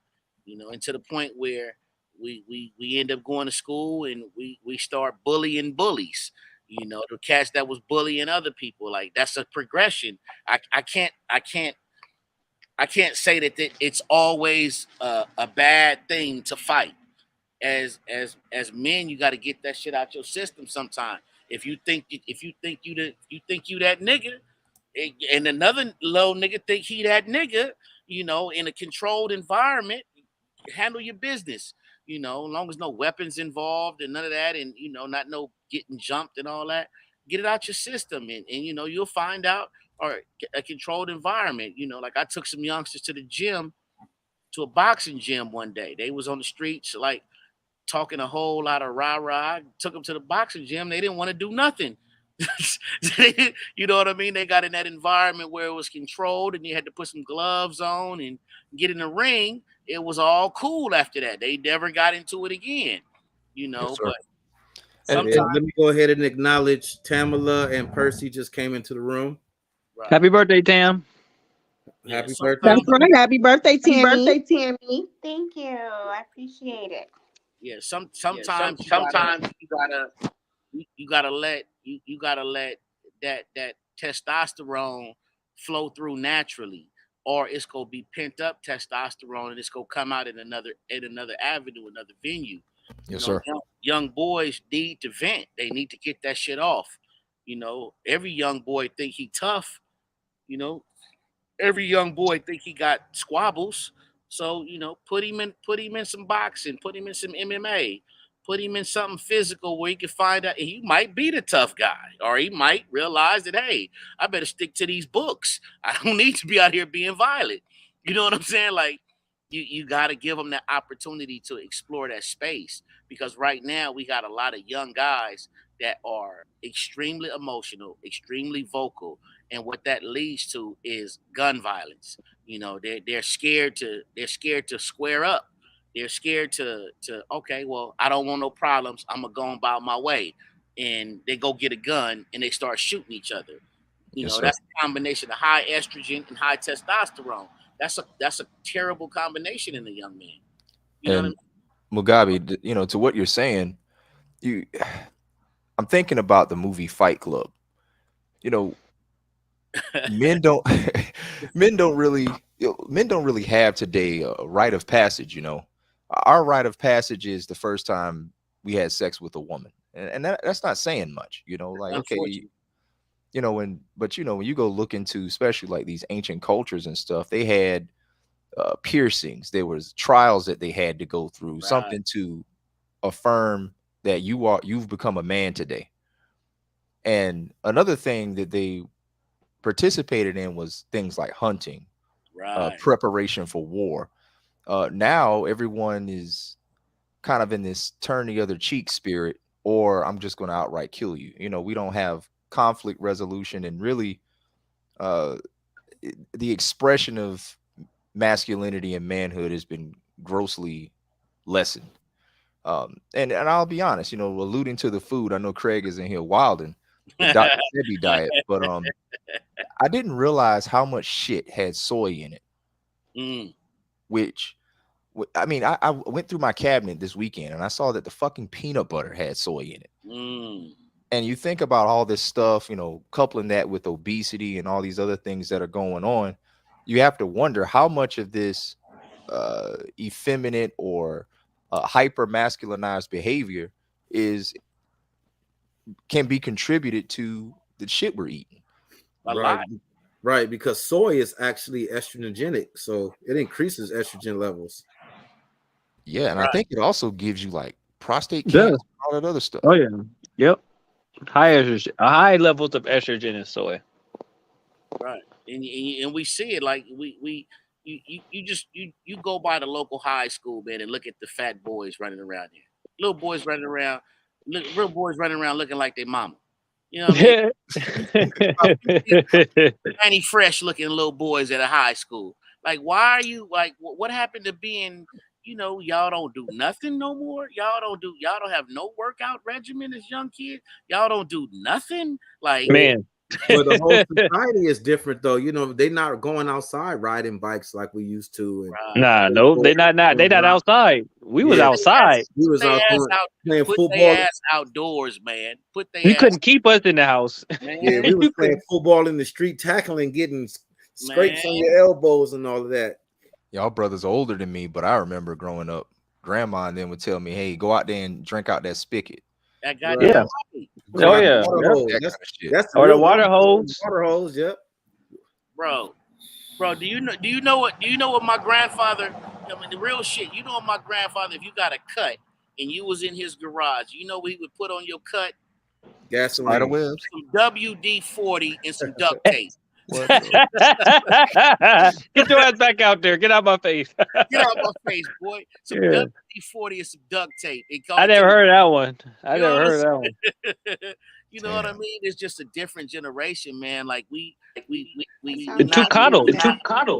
Way coddling that can combine with a emotional environment that we're living in. It's like how do we? I don't mind people expressing their emotions. That's what we need to do. Express that shit, but understand that there's a proper avenue to express your emotion. You have a right to be mad when you're mad.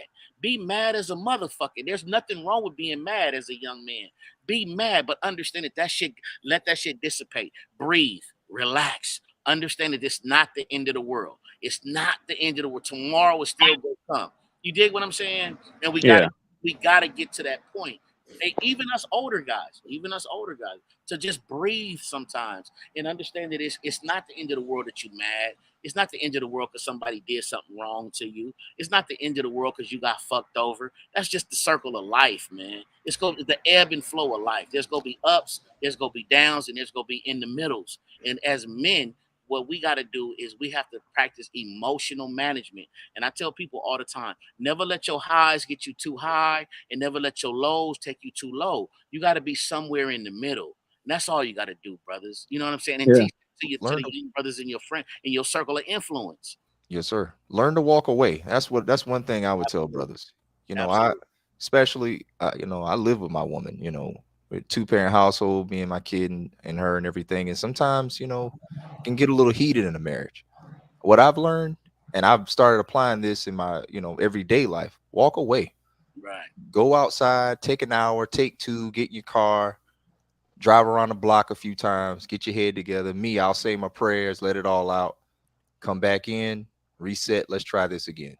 Because if you're in that emotional state, now that's when you're starting to cuss and holler, and then before you know it, you're hurting each other. And you know, then that's how you get somebody in jail because somebody's been hospitalized or put to death. And so, and learn to cut motherfuckers off. If you got somebody absolutely. that keep running your temperature hot, you know what I mean? Cut that person. Get away. Get away, man. You don't have And to. see, that's another thing that's difficult for us, Moody. It's like you said, it's healthy to cut people off, but at the same time, us as men, how do you establish new friendships? You know, especially up in age like this, to where brothers you can be around that, because it takes years to get that trust to be able to confide and just, you know what I mean.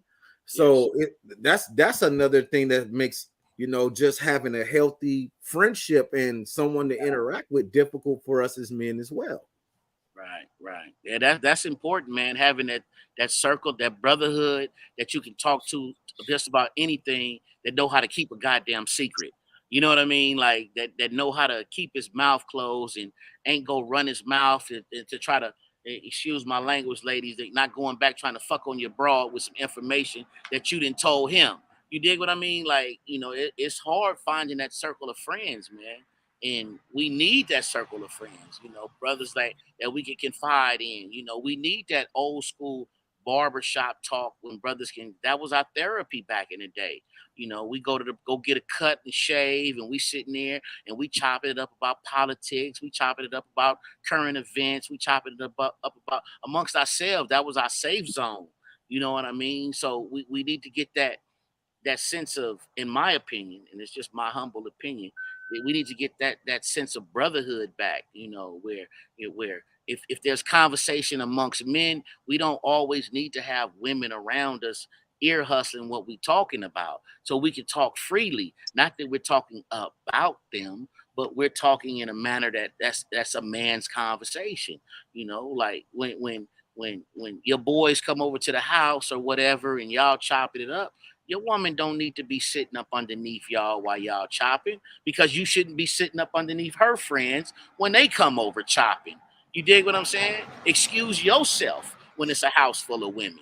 You know, if it's a house full of females and they, you know, girl talking, you don't need to be sitting underneath that. Your son damn sure don't need to be sitting underneath that. You know what I mean? So we just need to learn how to just get back to some more traditional, just basic man values, man, and just try to right the ship a little bit. That's all. Hey P, you got anything to chime in on it, brother? Not really, man. It's just like pretty much what's said. It's pretty much everything that could possibly be said, bro. Yes, sir. Yes, sir. What's up, Sister Ivory? How you doing? Peace and blessings. Peace and blessings. You know what I mean? But yeah, hey man, this was an excellent topic, Tim. You know, and I appreciate you for putting this together. You know, this was something that the brothers definitely needed to sit down and talk about. And you know, we need to have more conversations like this, conversations that strengthen us as brothers. You know, stuff that makes us better men, makes us better fathers, make us better husbands, make us better brothers in general. this is the conversations that we need, bro. And I want to give you flowers right now for this one. I appreciate you. Thank you for coming on. Yes, sir. I'm just putting the comments up right now. I'm going to show y'all kids still playing outside, boys and girls. What planet y'all from?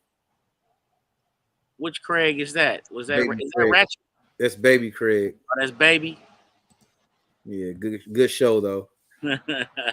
They ain't playing outside, Craig. They are not playing outside at all. Like for real. The kids ain't. They're not interacting with. In fairness, I can't speak about every neighborhood from coast to coast. In some places they may be playing outside, but as far as the metropolises that we live in, kids are lazy. They want to Uber and get a ride. But when I was a little kid, we wanted a bag of chips. You know what we did? We went up jumped on the bike, on the skateboard or something, and went all the way down to the corner store, came all the way back, and we was little doing that, little kids. Oh yeah, yep. I remember the bike rides to the liquor store, to the neighborhood markets. Right. Yeah. Tam, you got anything you want to say, Tamala? No, I was just gonna say things change for kids, so they can't do that anymore. I was able to walk up and down my street when I was a kid, and I was, play up and down the street. You can't do that anymore in certain neighborhoods. They might get shot. I mean, you can't do that anymore.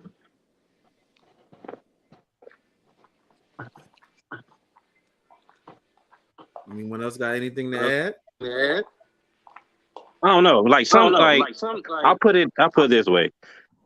I think a lot of it has to do with the parenting. Like a lot of parents, they have been instilled with fear, and they just pass that on to their kids. They much rather have their kids inside to where they feel that they're protecting them instead of allowing the kids to go outside. That's true, but sometimes it's not that true because I remember being able to do things. I remember being in the 3rd grade and was able to walk home from my bus stop by myself. You know what I'm saying? By the time my brother he's 16 years younger than me. By the time he got old enough, in my neighborhood, he couldn't walk down the street by himself for my mom's fear of gangbangers approaching him, trying to recruit him, all kinds of stuff. So I don't know, things have just changed. A lot of it is what P. I feel what you say, P. Our parents were pro era, and our parents just basically taught us to survive based on what they went through. So they just wanted us to be black men that lived to grow up, and not swing from a tree, because that was the reality that they lived. And the reality that we lived is what we project on our children. And the reality that our children are going to have, they're going to project on their children. So is it necessarily times that's changing, or are parents instilling values that are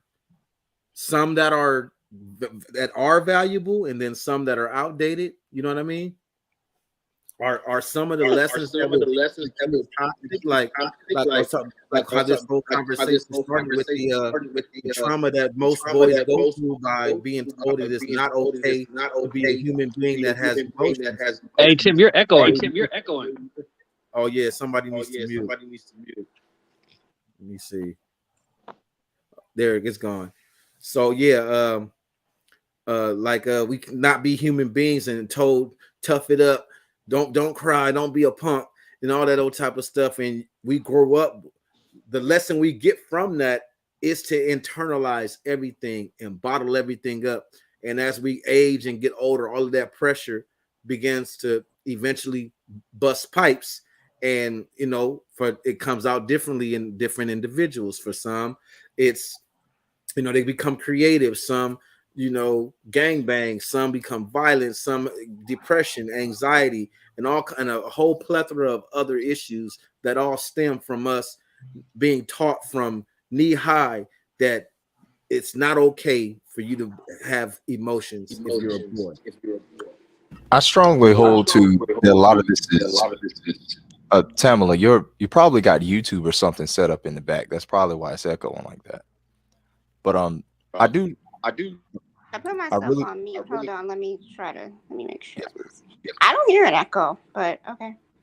It sounds like it's going on. Okay.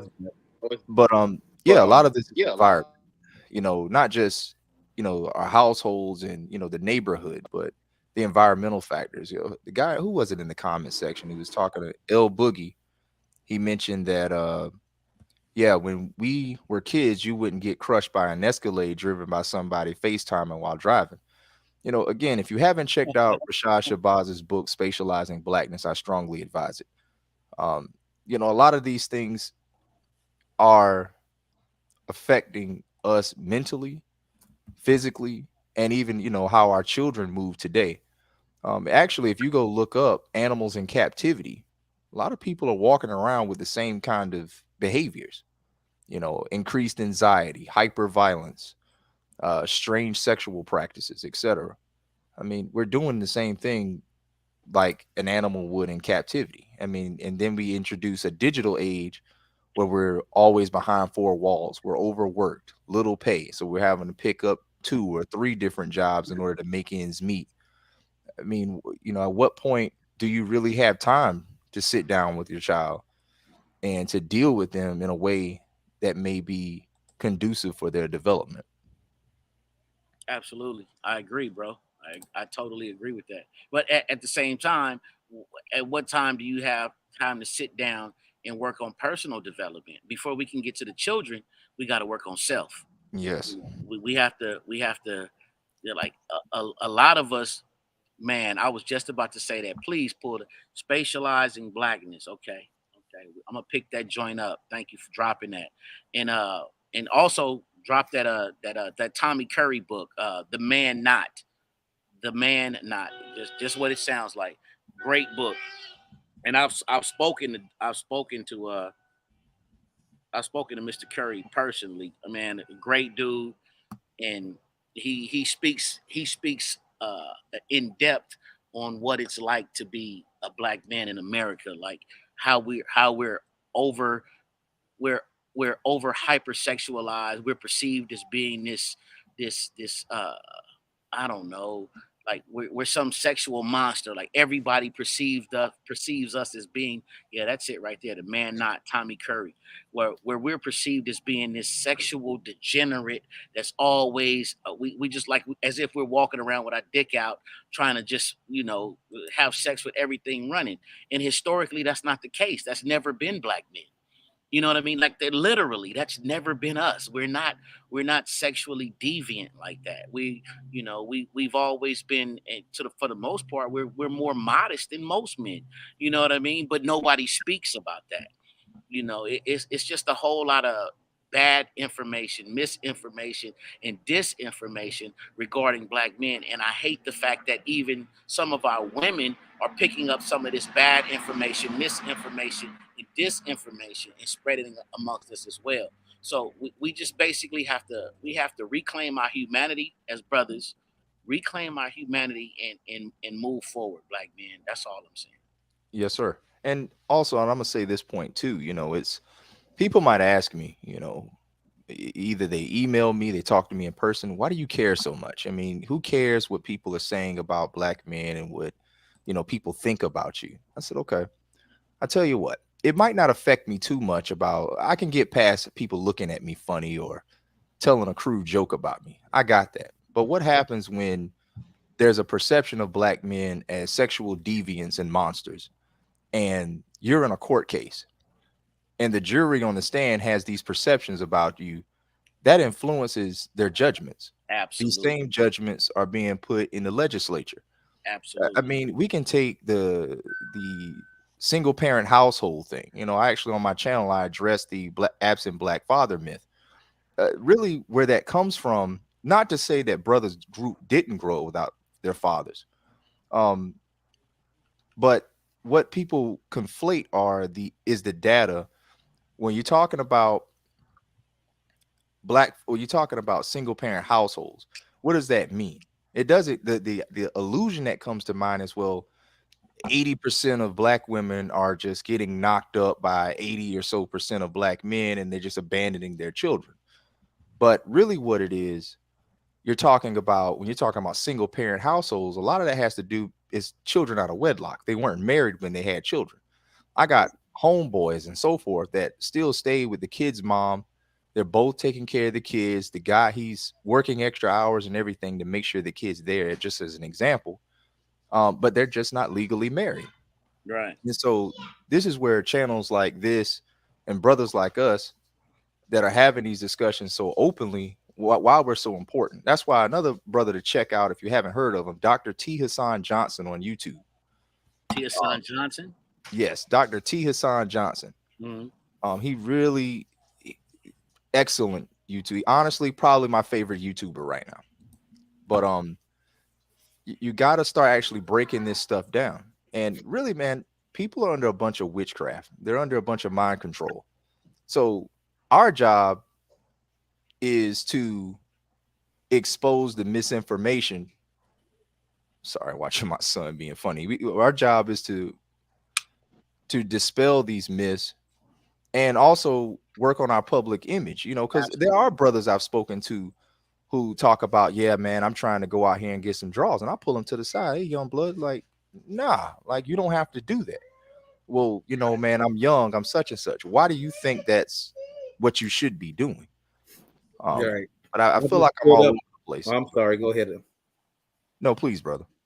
No, well, I just pulled up the statistic that says in 2021, there were about 1.22 million Black families with a single father in the United States. This is an increase from 1990 when there were 472,000 Black families with a single father in the U.S. So from 19, so there is an increase in mothers leaving their kids with these men now. Right.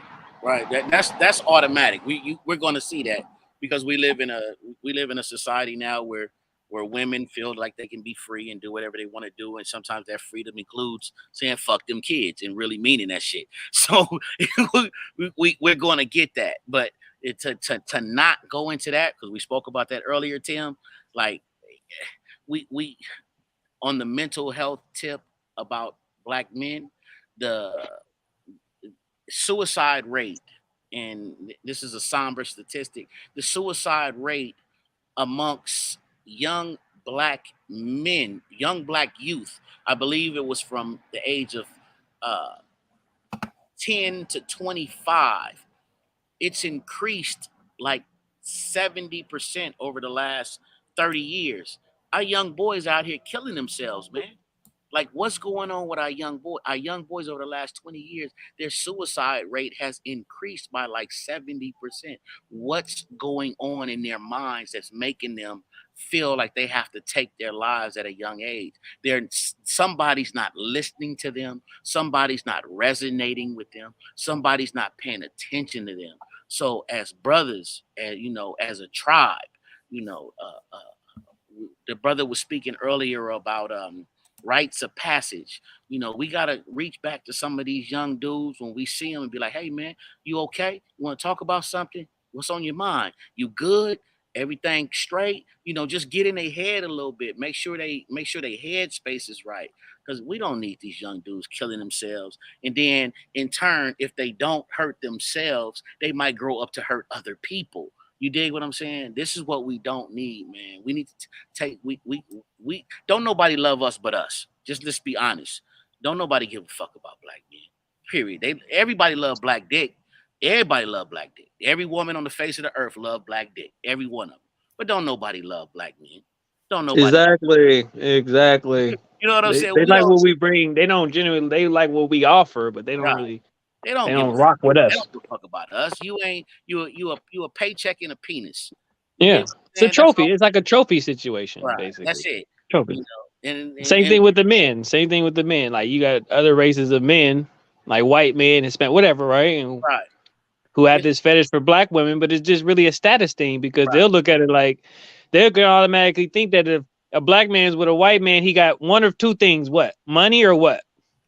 A big dick. Right. That's it. And they look at that, that's they like, they gonna think like this white boy either got money or he got a mad stroke game, right? Ain't no way no sister gonna deal with no white man with either of those two, right? No, so to them, I don't think that's true, fam. I don't think that's true. I think there's a segment of the sisterhood that just generally They Yeah, generally, and they think that black men, I know, because it has a lot to do with how they look at us. yeah, So I understand that part too. But they generally literally and generally think that it's better to be with somebody else. They ain't in it for sex. They ain't in it for money. Because a lot of times you will see a sister, and this is a way off topic. You will see a sister with a bum ass white boy. You know what I mean? Like yeah, motherfuckers, the I've motherfuckers. never seen it. I hardly see that, but I mean, I'm not saying it's not possible, but I see it a lot. Yeah, I've never seen it either. I've seen it a lot. Now, I'm sorry. now, I'm a woman and I've never like seen a it. top notch black woman, or we talk about a woman who's probably trashed herself. Like what type of black woman we talking about? Right. Because I'm Man, a woman and I've never seen many black women with bum white guys. No. I've seen Yeah. it so Now much. he Unless she might was be a a bum bum in herself. He might be a bum She in was a personality. Yeah. But I've seen it. yeah. I've seen it so much. It's ridiculous. I've seen like Where currently. you live? I'm in Los Angeles. I'm in Los You Angeles, live California. where? In Los Really? Angeles, You seen that a lot in LA? a lot, a Huh. lot. Drug addict, I can't remember last time I've seen it. Me either. drug addict. Me It's just either. crazy. And I be at do I'm you from have, LA too. Like Tammy, I, do you have the video playing in the background or something? Yeah. No, is it? I can't hear an echo. You guys can hear an echo. Okay, you know what? I can hear Maybe it I need echo to when I put on my talk. Bluetooth. Mad echo. Okay, maybe I can put on a Bluetooth. Okay, hold on. Let me try to change something. But that's not neither here nor there because we made a conscious effort to not really make a discussion about the sisterhood because we wanted this conversation to be about the brotherhood and what we're doing. So, me and Tim in the back earlier today, we made a conscious effort to say we're not going to bring up some of the things that could lead to certain conversations, So I'll let y'all have that one. Does my background sound better? You're good now, sis. You good. Okay, it was because I had you on my speaker. That's why. Yeah. But yeah, we don't. The gist of the conversation was black men and mental health. Are black men crazy? What are we going through out here? What is the state of black men in America mentally? Well, everybody needs to go, and I keep saying everybody, making it general, but you guys need to go to therapy. I mean, I'm not saying that's the end all be all. Everything's gonna be okay, but I mean, therapy is something that's gonna help everybody in the long Can you run. speak up a Because little bit, sis? You sound a little muffled now. can you hear me? Can you hear me now? Much better. Okay. What I'm saying is everybody needs therapy. I'm not saying it's the end all be all to everything, but therapy has helped a lot of people. Like people I know Oh yeah. personally. Yeah, and people, yeah. Therapy, I'm telling you. But they got it. But then I also think too, before that, somebody has to know or come to realization that they have a problem. Some people don't think they have a problem. Some people think well, they're perfectly people are fine. not most people are not what's the word I'm looking for? Well, most people are not emotionally intelligent anyway. So we all kind of need it from time to time. So No, we do. this is what I was speaking with Tim about earlier today. And this is just my based on the statistics, based on the data, that like only about 4% of the mental health professionals in this country are African American. And of that, 70% of those are women. I don't think that a non-African American male can completely understand the nuances of what's going on with African American males in this country. I don't. I Okay. just. I don't think that Becky. I don't think Todd or Mr. Lee or Mr. Rodriguez or Miss Sanchez or Shaniqua. I don't think that she can understand the nuances of what it's like to be the things that we experience here in this country. You can have the professional. You can have the professional. The T's crossed and the I's dotted that say you can do this thing, but you don't understand the nuances of this thing. Do you understand I what I'm don't saying? think yeah, I agree with you, but I don't think they can completely just understand. I get that, but they can still help. That's why I said it's not the end all be all because you can't just go to therapy and be like, okay, I'm healed. You know what I'm saying? You have to take that, the things and apply it. You got to, you know, do thinking for yourself as well. So I think that they could still help. You know what I'm saying? So I would still tell a young black man, don't not go to therapy just because it's Becky or just because it's an Asian woman. But in finding a therapist is a task within itself as well. Because some people are like, well, I don't like that one. I don't, you have to shop around for a therapist. Absolutely. I have to agree with that. And with that, I just wish more. Hopefully, there's some young people listening, and y'all can tap into this space of being therapists. We need you, particularly brothers that have an experience, that can speak to other brothers, you know, that can that understand the nuances of what it's like to be, because most of us aren't really uh, uh, most of us aren't crazy. Most of us are just experiencing America as a black man. And what is his name? James Baldwin. James Baldwin has a quote. He says, "To be a Negro in America is to be in a constant state of rage." This is James Baldwin in the 60s. He said, "To be a Negro in America and be conscious. To be a Negro in America and be conscious is to be in a constant state of rage." And this was coming from James Baldwin, who was a very articulate brother, and he was also a very gay brother. You know what I mean? So he was dealing with a whole bunch of issues within his blackness, and he understood that being here, it's a whole. We get our America is the exact polar opposite of a white woman's America. Like the way a white woman experiences a completely different America than everybody else, that's us. We experience a completely different America than everybody else, and only us can help us understand what's going on with us. You familiar with Eldridge Cleaver? I'm absolutely familiar with Elridge Cleaver. Yeah, right. Of course. Now the thing about him, this because you brought up the non-black woman, and it was him that said that the reason why you saw during that time, he was quoting about the environment he was living in, why you saw a lot of black men and white women gravitating together, is because they were both victims of the white man at that time. Right. So that was the commonality that they had. Right. It was a radical thing in the 60s and early 70s for a black man to be with a white woman. That was radical because this was the two extremists of the United States. It was the extremes. You were making a statement by doing that. You know what I mean? You were literally making a political and social statement by doing that. Those times don't exist no more. It's like, all right, whatever. Who gives a fuck? It's kind of different now. When you look at brothers like oh man, Frederick Douglass back in the day, way back. Frederick Douglass post emancipation. Frederick Douglass had a white wife. That was a political statement. That wasn't just him falling in love with somebody and being with her. He was consciously making a political statement by being that woman. But and he has a quote that I like too, that I like to tell people when they get to saying, blaming the white man all the time is so much. His quote is, "A man cannot hold another man down without staying down with him." Absolutely. And this is some of the greatest amongst us. And I think that we as brothers, we got to start getting back to some of the traditional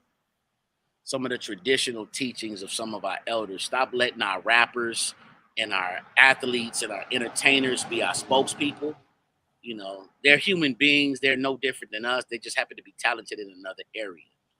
What made the Black Power era and the Civil Rights era so phenomenal is that those were regular people that became famous.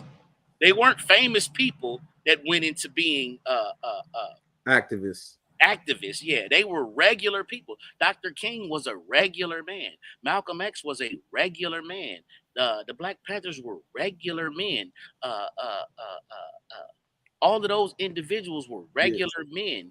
Us organization, all of that. Right. All of them were literally everyday regular dudes that became popular because they were activists. They weren't popular and then tried to transition into activism.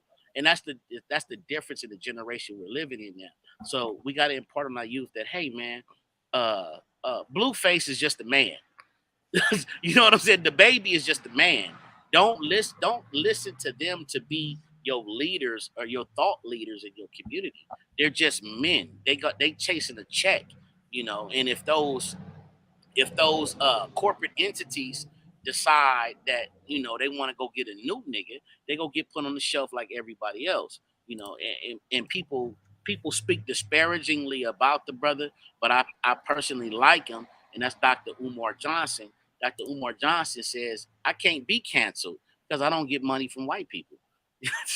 So you know what I mean? I can't be canceled. So if we take that mentality, like, hey, I want to put myself in a position where I can be able to speak on certain things and I don't have to worry about the people affecting my livelihood, because I can speak from my people to my people.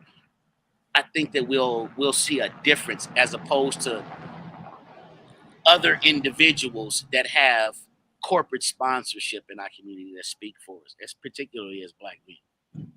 Right, because they're going to follow the interest of that sponsor. Right. Follow the money. That's all you got to do, man. Just follow the money. You'll be able to see what's going on. You'll be able to see where people's interests lie. You know, if we want to recapture the last bit of our manhood as brothers and go somewhere as brothers, we have to start telling our own narrative. We got to stop letting other people tell our narrative. Stop letting other people tell us who we are, what we're about, what we're capable of, and what we're not capable of. We got to be the people that speak on our own narrative, man.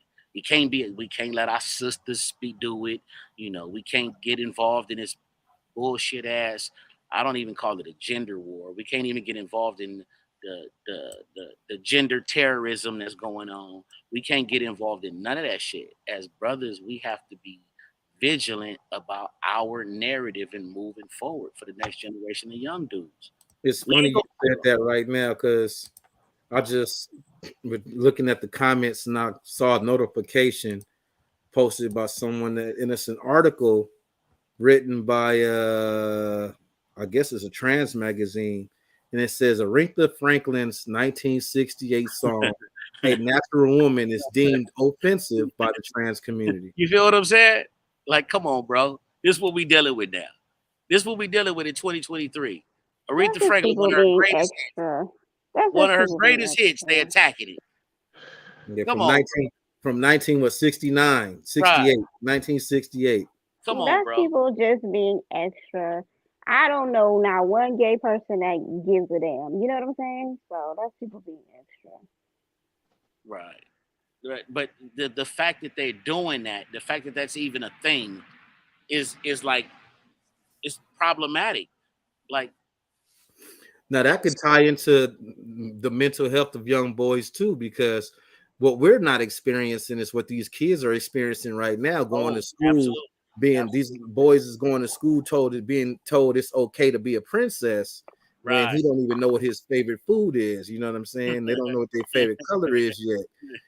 I don't even think that has anything to do with it. I'm sorry, I don't. No, well, I'm just stating how there's an attack on, you know, the mental state of young boys, because that's. But you know, there's a lot of men who are kind of feeding into it too. I just saw somebody on my timeline. I kid you not. I hope he was kidding. But he literally said that's why arranged marriages were set up back in the day, because women don't know how to choose men. I was like, what? He said arranged marriages were set up because women don't know how to choose men. Like, he finds any way to shit on women. And I'm just like, what? So, like, when you were talking about the, you know, this gender, what did you call it? I like what you call it. Gender terrorism against each other. Yeah, No, not like against each other. Not against each other, sis. oh, it's against No. each other too. No, sis. Please pay attention. Please pay attention. Black men don't give a fuck about a gender war. We're being terrorized by sisters. We worried about white supremacy. We're worried about racism. We don't give a flying fuck about a gender war. That shit does not exist in our world. Yeah, it's kind of like It does not. And the only time we address you were it is just like, talking about you like care about what your well, that's why I son said the really only time we address it is like a person like me that has school age kids that go to school, and the teacher want to, you know, put her or his ideals into my kid when they're supposed to be when learning. did that happen to you? Did that ever happen to you? Not yet. No, thank good. Luckily. All right. Well, okay. We'll stop and that's my thing with people. Sometimes, like, people are worried about, okay, who uses what bathroom, who does it, and they've never even gone through these issues. So my thing is, you kind of are making an issue out of something that's not even an issue, of something you've never even experienced before. Now, you know what I'm it's saying? interesting to hear a woman complain about men coming to support women and women's safety in regards to the restrooms. Now we didn't went off on a tangent. It has nothing to do with safety. It has nothing to do with safety because we can be unsafe in the bathroom with another woman. What if a woman is a lesbian woman and she's a butch woman and she wants to attack me? She's going to attack me. So attackers are attackers, period. That has nothing to do with being male or female or gay or straight. I don't think the issue, because it's not a problem, I don't think the issue is about restrooms. I don't give a fuck. I just know women are nasty as fuck and y'all fuck bathrooms up. So y'all need to fuck bathroom up. I think you might want to say that in general because I'm not nasty as nothing. I'm just my saying bathroom is not nasty, baby. I can show you my bathroom right now. No, he's talking about public restrooms. Right. You know, I had a job where I used to clean public restrooms, and the women's restroom was far worse. It's the worst. I clean houses now as a little side hustle, and I tell you right now, I've seen women's bathrooms. I'll be like, oh man, I've seen men's bathrooms. Hold on, real quick, because we're going all off the topic, so we can continue this. But I want to close this show out, and I'm gonna leave us all on the panel right now. So, anybody out there that's dealing with any type of issue, whether it be anxiety, depression, or anything like that, please reach out and seek professional help. Absolutely. There's the numbers right here on the screen. You know, it's absolutely imperative that you know that you do not have to go through this alone. You are not alone. There are hundreds and thousands, if not millions of people that are going through the same thing you are going through right now. And you do not have to go through it alone. It is not just you. And please, putting the information on the screen, seek out professional help. These are 800 number hotlines. You can call and talk to somebody for free. Right. Or call me and I'll help you get your shit together. Or call me and I'll help you. Or call Mugabe. He gonna slap some game on you and you be a pimp in a weekend. Well, Young Event says self-diagnosis is often misdiagnosis. So there you go. Okay. All right. I ain't mad at you. Hey, great show, bro. Tim to the rescue. This shit was dope. You know, it went well.